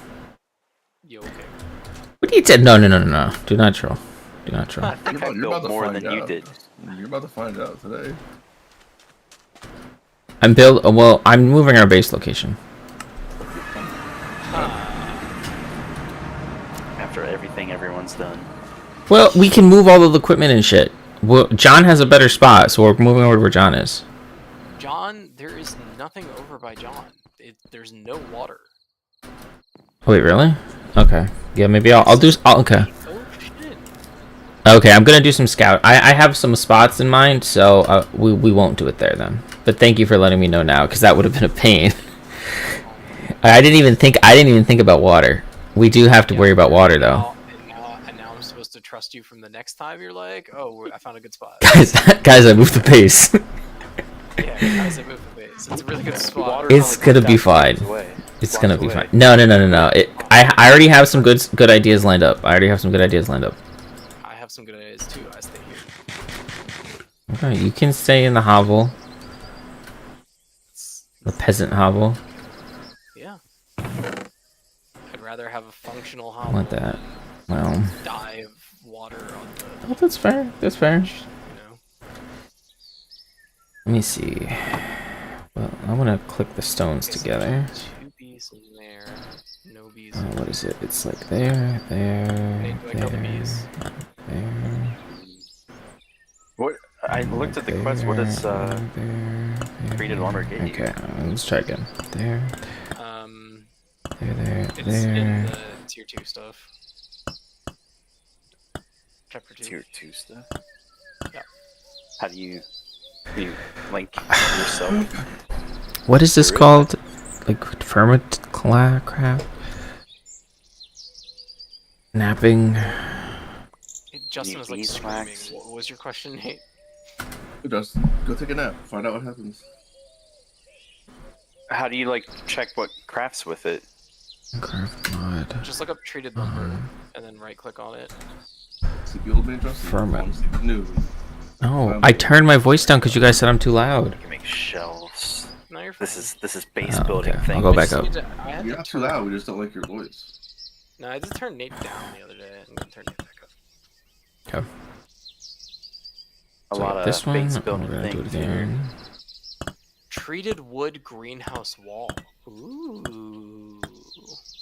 Jarring station? Okay. Glass. Greenhouse rooftop. Ooh.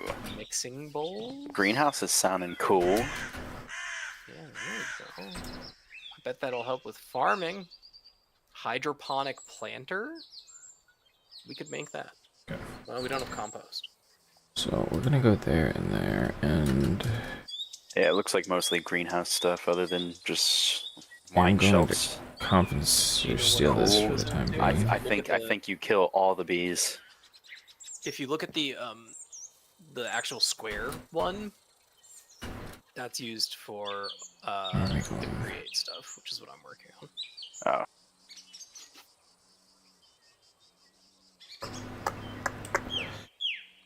More core. Okay. Okay, guys, I'm done trolling. I'm playing this server now. You created the monsters, dude. Is there anything else we need for a base location? Water. Okay, I now have learned that we can't move bees. We can't transport bees. I think they have to be like next to the flowers. God. Oh, but like we can move them by flowers. What? If we can't plant the flowers, we can't. How do I get this scraped hide? So we just need, can flowers be planted in any dirt, or is that special? Well, it'll be fine. It'll be fine. We'll spawn bees in. I have no idea what you're talking about. We're going to the river delta. I'm putting a teleporter at the river delta, and that's where we're living. Did you take our teleporter? No. Do we believe him? That one's staying there. I'm using the last one I have. This might actually be a good location. Actually, Jared, yeah, why don't you just stop with the farm there and move the farm over here? Oh, I'll move it. Well, because this is a flat location by the river instead of like where we're at now. I hate our location. Yo, we're getting close to computers. Are we? Yeah, once we get iron and build the iron anvil, we'll be able to do. We'll get started on that stuff. That's cool. I mean, that is cool, but also at the same time, like, how the fuck are we going from knocking stones together to fucking iron to fucking computers? It should take a little longer. Joey and I are out here doing stuff. Oh my god. What? You're like all making fun of us? I'm not making fun of you guys. No, I'm proud of you guys. But the problem is... No, I am proud of you guys. The problem is... It's just, I think they... Oh, shit. They really need to rebalance, like, pack. Oh my god, and I fell. The stuff that we were stuck on, we're using now. We were not actually stuck on. So we skipped, like, 3 steps as soon as we figured that out. One piece of charcoal. Wait, from how many? How many? 16 logs. That's unlucky.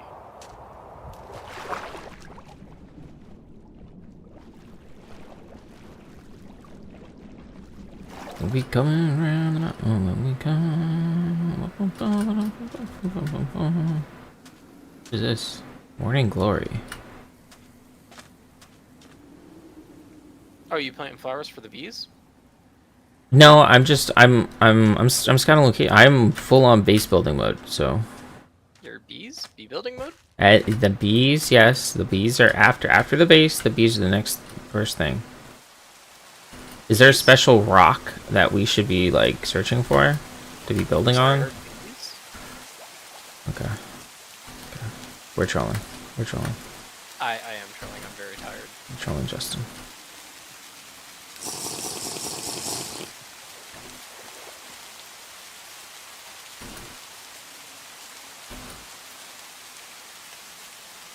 It's snowing over here. Great. That is cool. You can die from cold and heat. John died from heat stroke earlier today.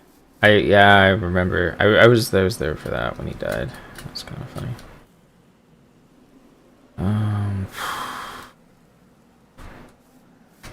Nate, are you tilted that I got the excellent bronze knife right off the rip? I don't know. What'd you do with the other knife? Oh, do you want the copper one? But if you're not using it, just put it up on the Wait, are we on bronze now? Yeah. Some of us are on bronze. I mean, I wasn't on bronze until I failed at making a knife. A lot of bronze, so. What do we need to make bronze? It's what, tin and thing? I've just been using the ingots that we have. Oh, okay. Have about as much bronze as copper though. We're gonna need zinc as well. Zinc, okay. I think once we have like a base, we'll be able to. Because I feel our thing is just so disorganized right now. That is the biggest issue. Yeah, very much unorganized. You're right. I think it's perfectly organized. I saw it and immediately made something else over here. Yeah, and then you're back over here all the time. Well, that's our central location for now. That'll always be our home. Always be our home in our hearts. I mean, I have everything you have over there over here. That is not true. You do not have It's definitely not true. It's definitely not true. Dude, I just need some more bees, man. How many more bees do you need? I need a lot of treated planks. Okay. And we can't keep the bees alive in this process? Every time you get a thing, you kill the bees? Yes. To get the beeswax, I have to absolutely murder the bees. I have to give the Is there bees like... what the bees deserve. That doesn't...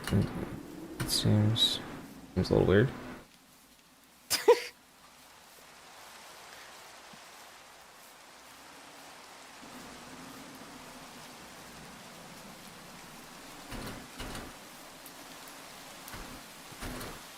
I'm working on more bees. I forget what the bees How do you make? What? How do you get bees? You make the beehive, and it has a chance to attract bees if it has empty frames or whatever the heck in it. And then if you put a bunch of flowers around it, it's more likely to attract bees. So do they just randomly spawn in there? Yeah. Okay. And then I stab them with a knife and collect the wax. Okay. So they don't have like a smoker thing we can build? They sting you if you take the frame out. Oh, okay. And there's multiple of them in the same area. Mm. Like if there's multiple queens or whatever, you get stabbed. Yeah. But if you're fast, you just kind of eat the pain. You can set like a campfire underneath it though, so they don't stab you. But... Oh, okay. Well, do that. I set it up so they're off the ground, and we could do that. I just don't. I just pick it up, stab them really quickly.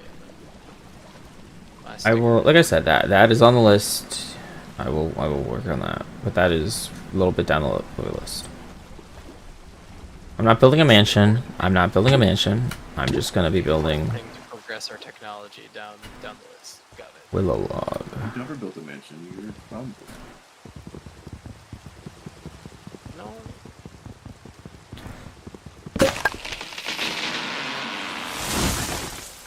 Yeah, and I have a new wood type for you guys.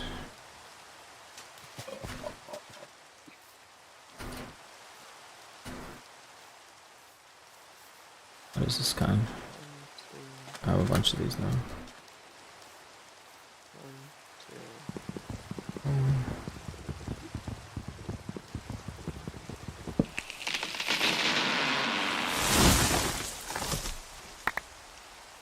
Oh, fuck.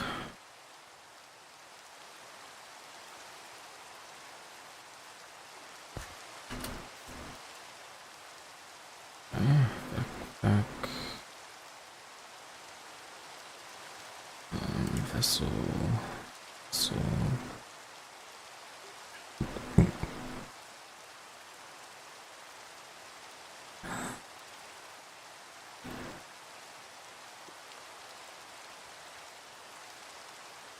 Okay, that's fine.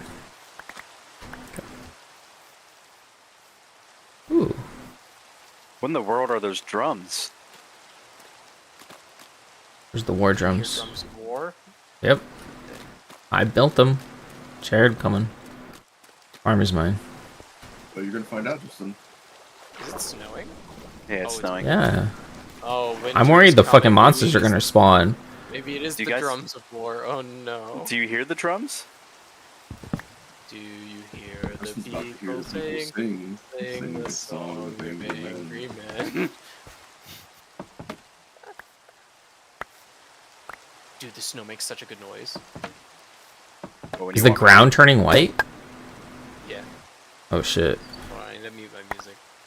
It's still snowing. It's still rain. It's raining where I am now. Music is freaking crazy. I think this is better than the rain sound. Especially when it came out of nowhere. Can you still eat it? No, you can't. Oh no, it doesn't. It doesn't make you. River in water. Lowlands, lowlands, lowlands. Okay. I have 40 snowballs. So this is ocean salt water. Where's that guy that shot me in the head? Yeah. He's not here right now. Hey, Nate. I have a question. What? What? Where's the copper saw? I have a copper saw. Did you make it? Yeah. I have the copper saw. You took it with you. Yeah, because I need to make planks. Do you need my copper saw?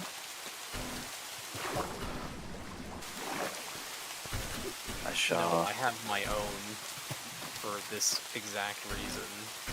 Yeah, I made mine. I do have the spare copper pickaxe I will throw back up there though. No, it's fine. I mean, if you're not using I it, forgot. Like the point is, I you forgot take to. it down, you use it, you put it back up. Yeah, You don't yeah. take it down, I take used it the 10,000 to get my blocks away body and back and die. forgot to put it back. That's okay. That's fine. You don't take it 10,000 blocks away and die. That's what you don't do. I'm not doing that. I have the teleporter. I can teleport out anytime. You could have done that before and you still died. Can I eat the snow Yeah, for water? that is true. I think I went the wrong way. I'm gonna go north.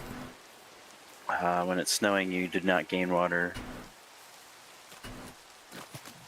It's sandy loam mud. I think this is gonna be a really good area for a farm, but it's not a great area for a base. 1, 2, 3,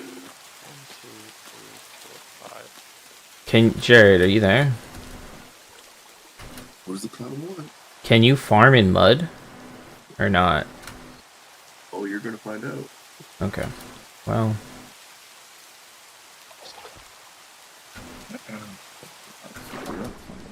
You have to look around and find out. Yep. Guess we'll just have to find out. Ladies, please. Loam mud. I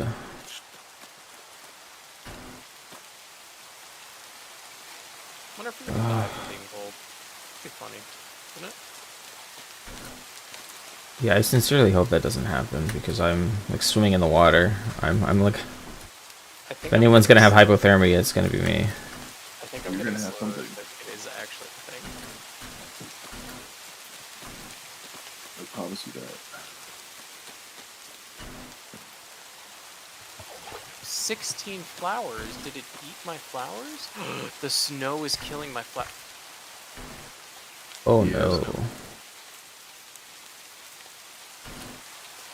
Where are these bees, Justin? Can't have bees when the snow's killing the flowers, Justin. Okay, I want some more warm now. No snow. Yeah, I'm going to. How bad is heat stroke? How bad is the heat stroke? Because I'm looking around where John is. Where there's no water. Well, no, I'm finding where the water is over there. The salt water? No, fresh water.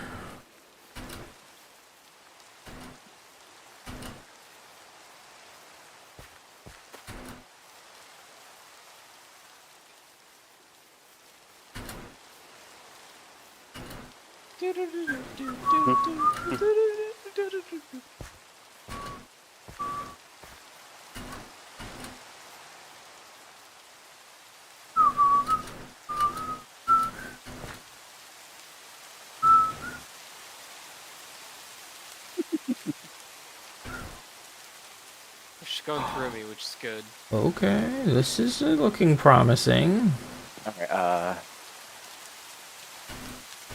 do you have any more tannin? Stuff to make the tannin? Did you use everything that was in that container? Nah, but like... Yeah, what's here? Yeah, this. Right here.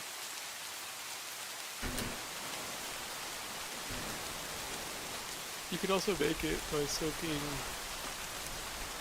maple, oak, sequoia. Yeah, do we have any of those? Birch. Yeah, just up on the wall with a little bit of sequoia and maybe oak. Hickory also works. And one log makes 1k. Like, one bucket of tannin, so usually less than Okay. early winter. Just work. Aerial view, topography, rainfall, temperature.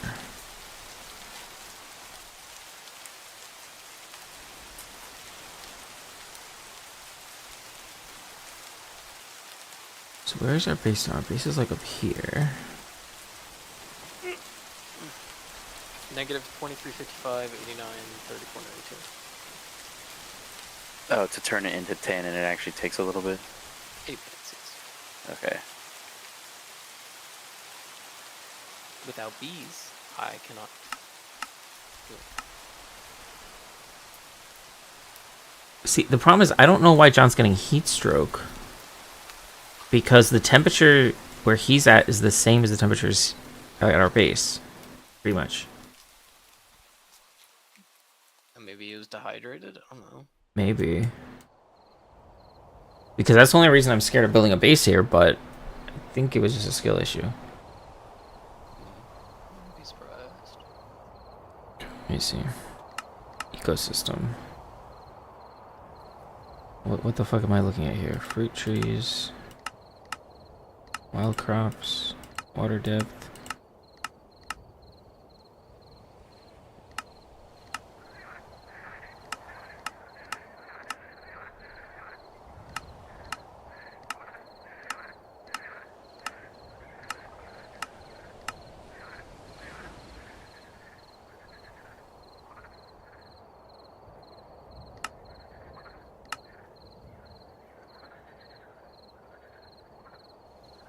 In terms of rainfall, this is good.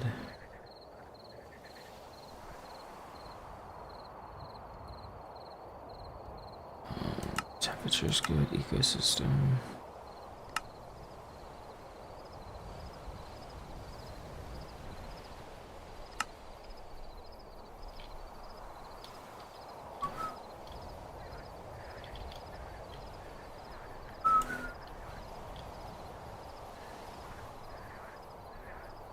Salt marsh.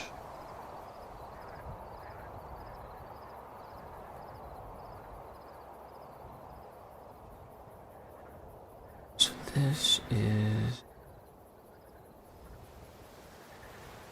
The part when I say I don't want it, I'm stronger than I've been before.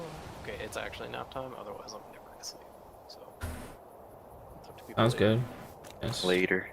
I hope the base is still there when I come back. It will be there, but we will have been. There will be a new base to move to when you come back. Justin won't be here. Justin will be. Justin will have moved on. Yep. No, he won't. No, he won't. I mean, I'm hanging out with Kyle today, but that's it. Just make sure you quit the server. Okay. Are you even on?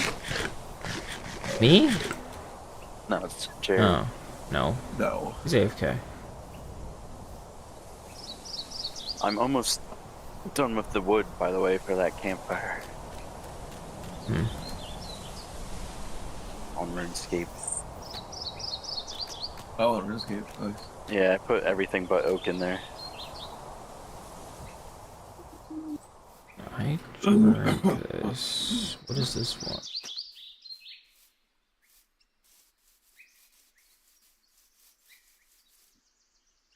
Just regular drinking water. It's 4 pieces of the avocado hatchet, right? Not 3. 4. Yeah.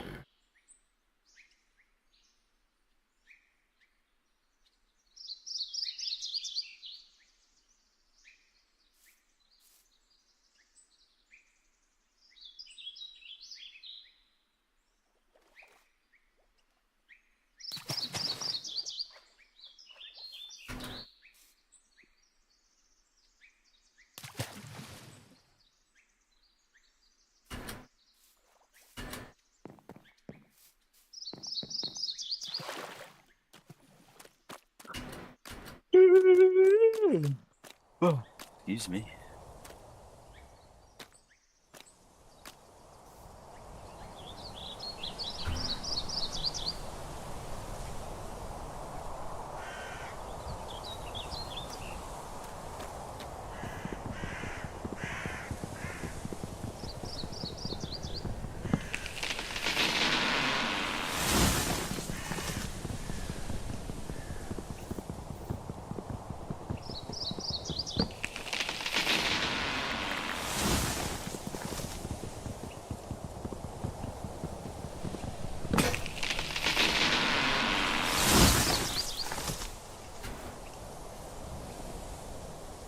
You know what? It might be worth to do control burn here. There's a lot of wooden stuff here.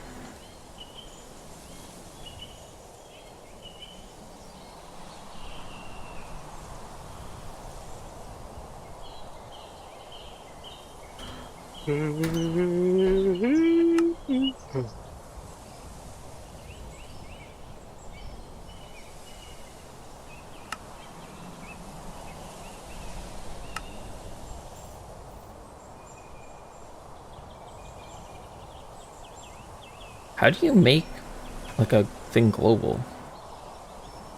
Like a waypoint. Jesus Christ, terrorist. Hold shift delete. You're gonna find out. Oh yeah, delete will be a big part of it. You're not even logging in, I'm not worried. You'll find out.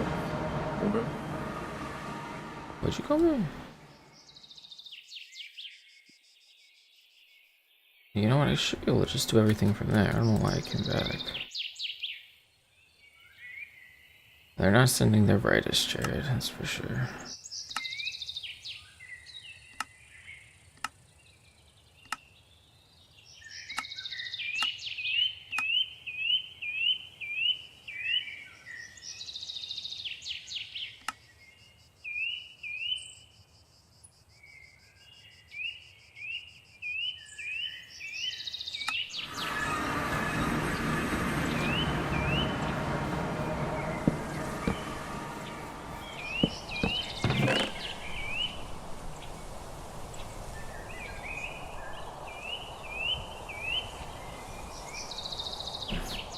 Put that there.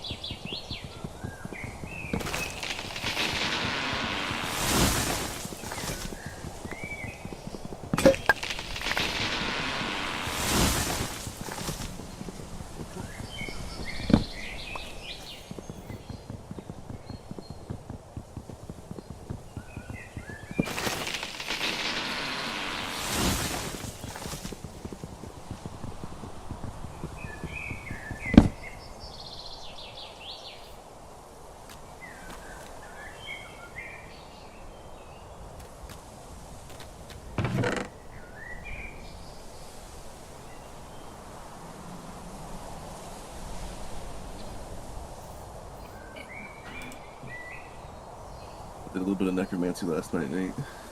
A little bit? Yeah. What'd you get? Were you like going for something? The souls. I got 35k souls. Actually, I Oh passed my it. I God. 38k, I think, by accident. I just passed it. But I hit 103 necro last night. I'm at 81. Getting there. I kind of needed the 103 for... I can put multiply 3 on my cape now. It's an extra lift, you know.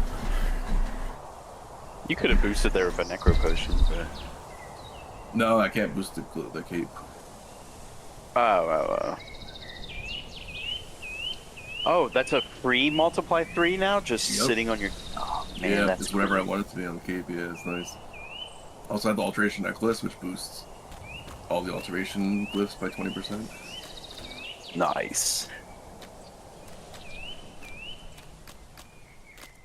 So I turned each of those subjugation pieces last night into 6 cloth, which is wild. Well, I need to go actually to God Wars and get the hammer charged so I can make an 80 tank armor.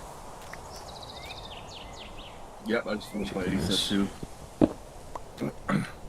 Oh, you need subjugation. Oh, that's right. Duh. Yeah, I'm wearing a 70 power set, but... Can you kill God Wars with the 70 power? Oh, yeah. I mean, that's what I was doing. You weren't using 70 tank, you were using power? Yeah. Okay, cool. It's faster. It's more AFK with the tank, but it's faster with the power. Yeah.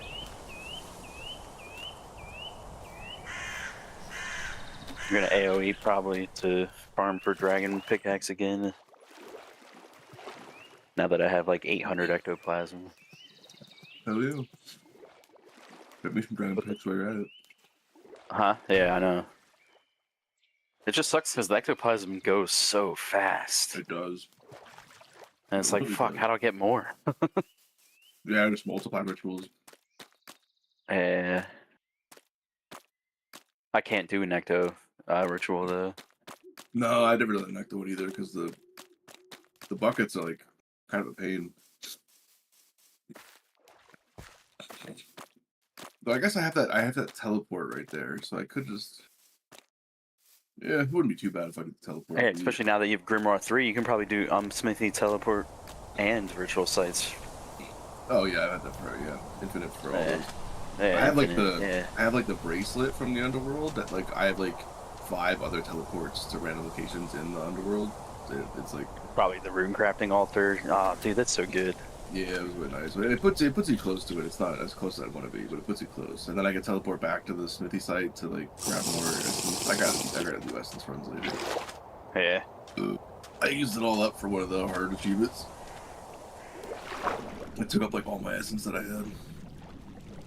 I need to like make a revolution, but I need to update my revolution bars now that I have like almost all the abilities. I need a better AoE bar. I need a bar that is good for killing like AoE for low level enemies without wasting my summons because I don't want to waste ectoplasm. Yeah.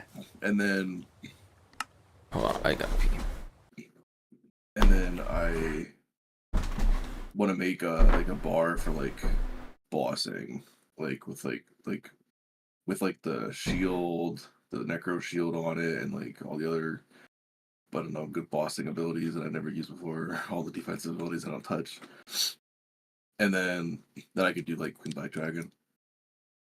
Fuck, what was I gonna say?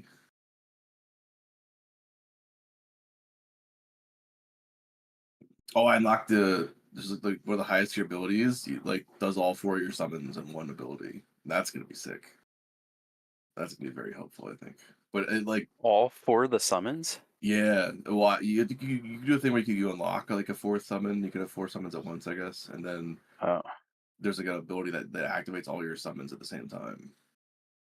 So do like the ghost, the skeleton, and the zombie, and whatever else, all exactly like it'll spawn them all. But it burns double the ectoplasm to do so. Yeah, hopefully. So I might have to farm those ectoplasm ritual stuff. You need like buckets of whatever. Not ectofunctus. Something. I don't know. It's like you probably done for like Ghost of Hoyer, but like you go like down underneath that thing right outside of Port Phasmus, then you like, to get buckets of slime. Yeah, that's like the only way to get them. I could buy like 10 buckets a day from the guy in the city. I should be doing that more often. I have to make like I want to put together like a big list of all my like what my daily run should be. Like I have to like look up and see if there's anything Iron Men are gonna need later on, or just shit I should be buying. Now that like money's not really a problem for me anymore. Yeah. I don't have like excess, but I'm not like I don't know. I could just go like kill high level ads or bosses and then make a couple mil in a couple hours. It's much better than safe cracking, in my opinion. Yeah, I still need I don't know, I still need a lot of thieving stuff to make my money thing worthwhile.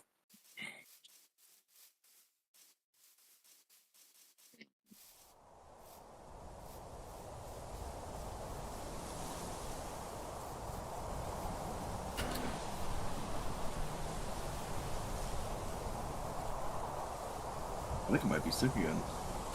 You? Yeah. Oh my goodness. What do allergies, but no, I it's like I feel it in my throat. That's not good.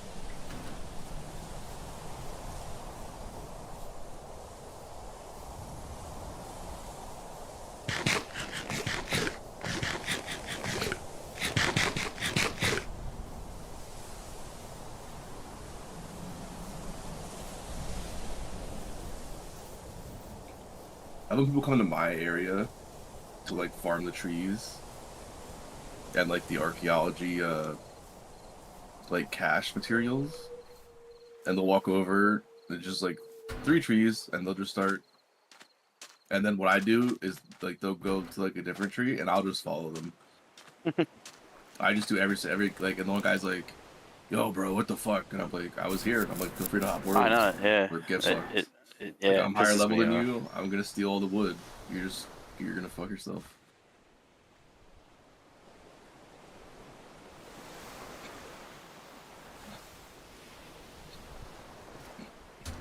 It's just funny. It's like you're mentally retarded. Like it's so much easier for you to just hop worlds and have your own trees than to sit here and try to fight me for trees. I'm not gonna hop worlds. I was here. That's what happens in the VIP Arcadia room. It's just like there's 2 trees over there. Why are you on these trees Dude, that yeah, I I was hate farming cutting? in Metaphors because of that.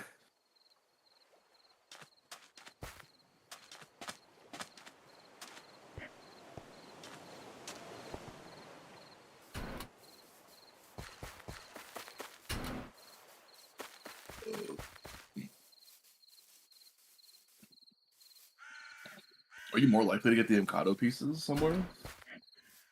The more bird's nests you get by using a rabbit foot and the sentinel outfit, and then basically wherever you want to mine or, cut trees.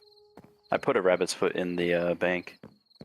Oh, it's like a one-use item, or is it something that you just use? It's a necklace. Oh. But wearing that and wearing your sentinel outfit gives you more bird's nests. I heard like this tree scrimshaw thing, but I don't know how to make that. Oh yeah, but that's archaeology 94 or something like that. Oh Jesus, of course it is. Yep. Wow. Yeah.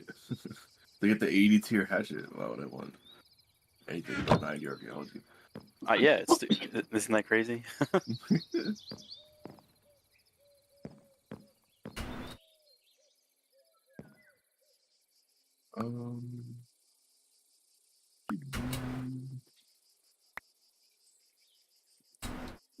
Thanks for the logs. What we got here?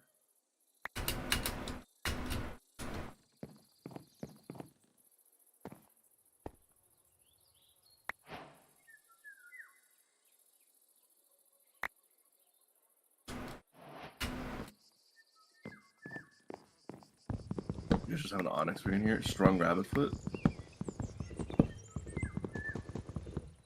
That's the necklace. Oh yeah.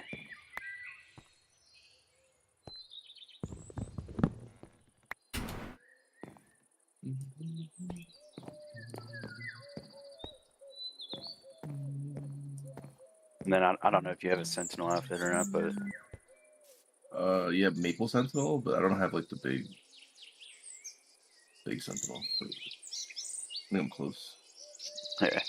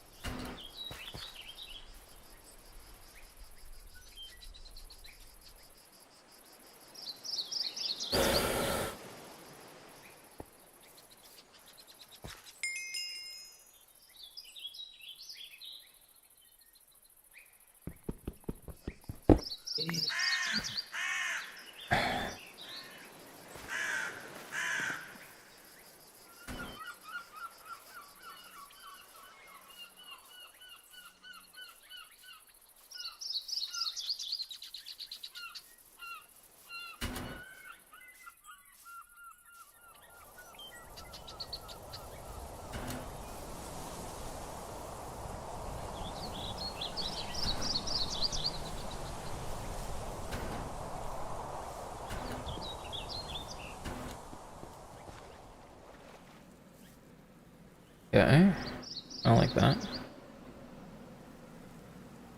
What's over here?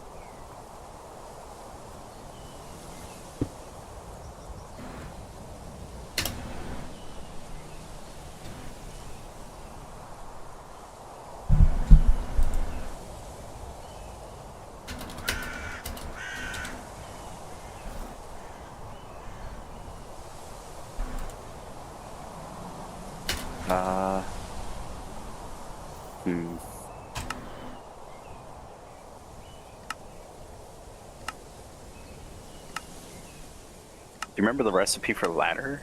Never mind, I can look it up. I forgot. I know there was a ladder. Oh, it's just lumber. I already made them into planks. Justin never got me any tools or anything. Am I further than you are in this game? Probably. Yeah, Justin tools.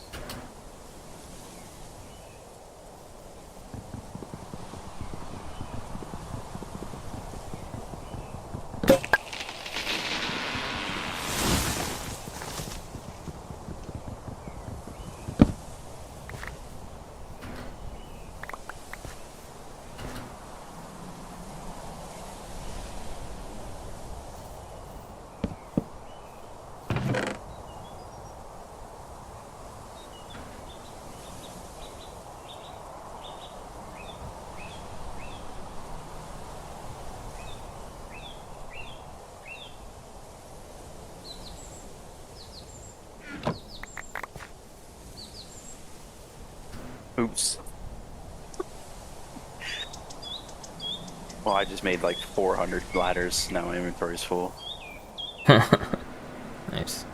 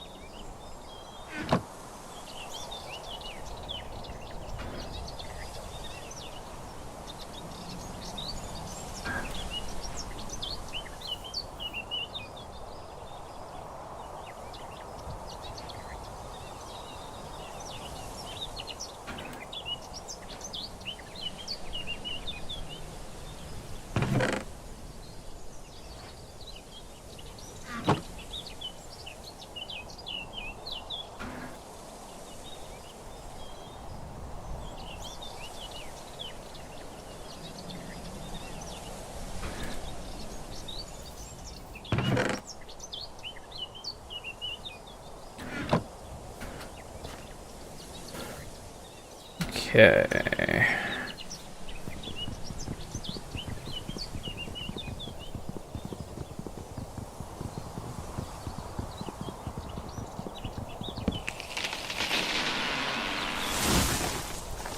Oh, hell no.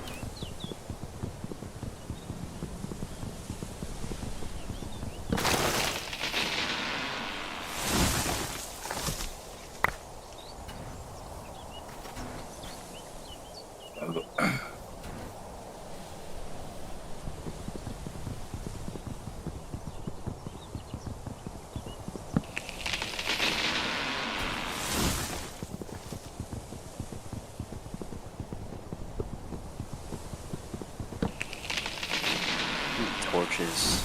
Ugh.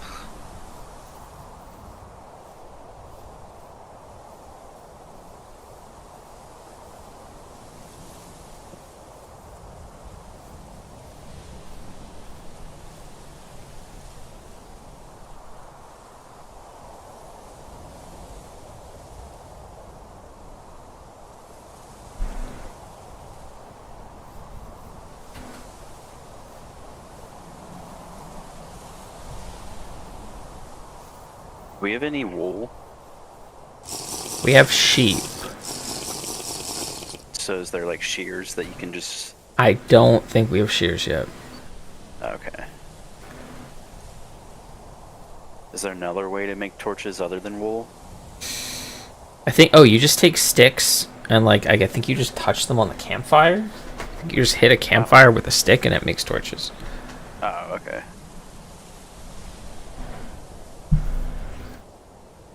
Do I remember how to make a campfire?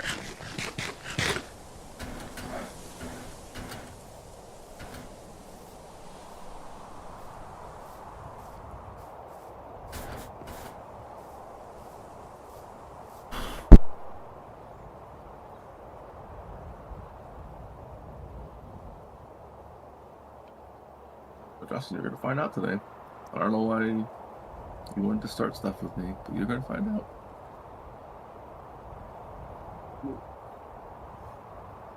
I'm gonna teach Justin a lesson today.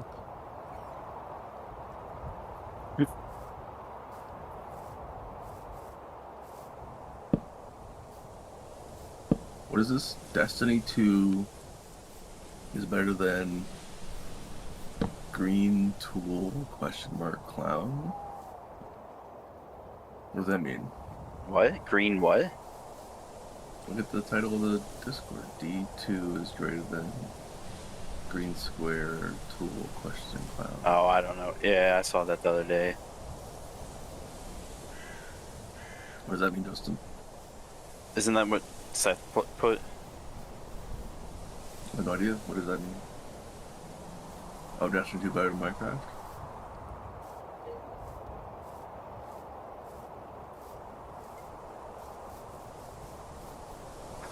Justin's clowning around over here. He's not even answering us. Sleepy Justin.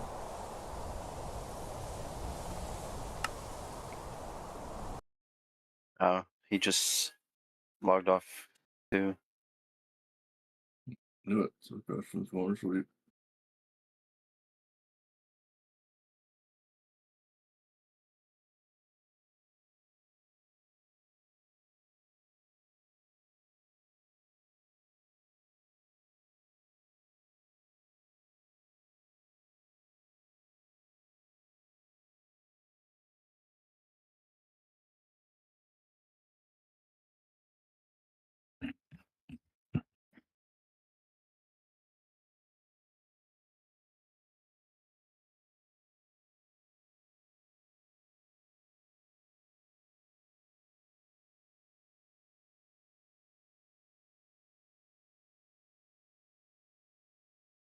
Okay, I'll be back later. It's brother time. It's what? What time? They say? I don't know. He's a clown. I can't. Brother love time. That's gay.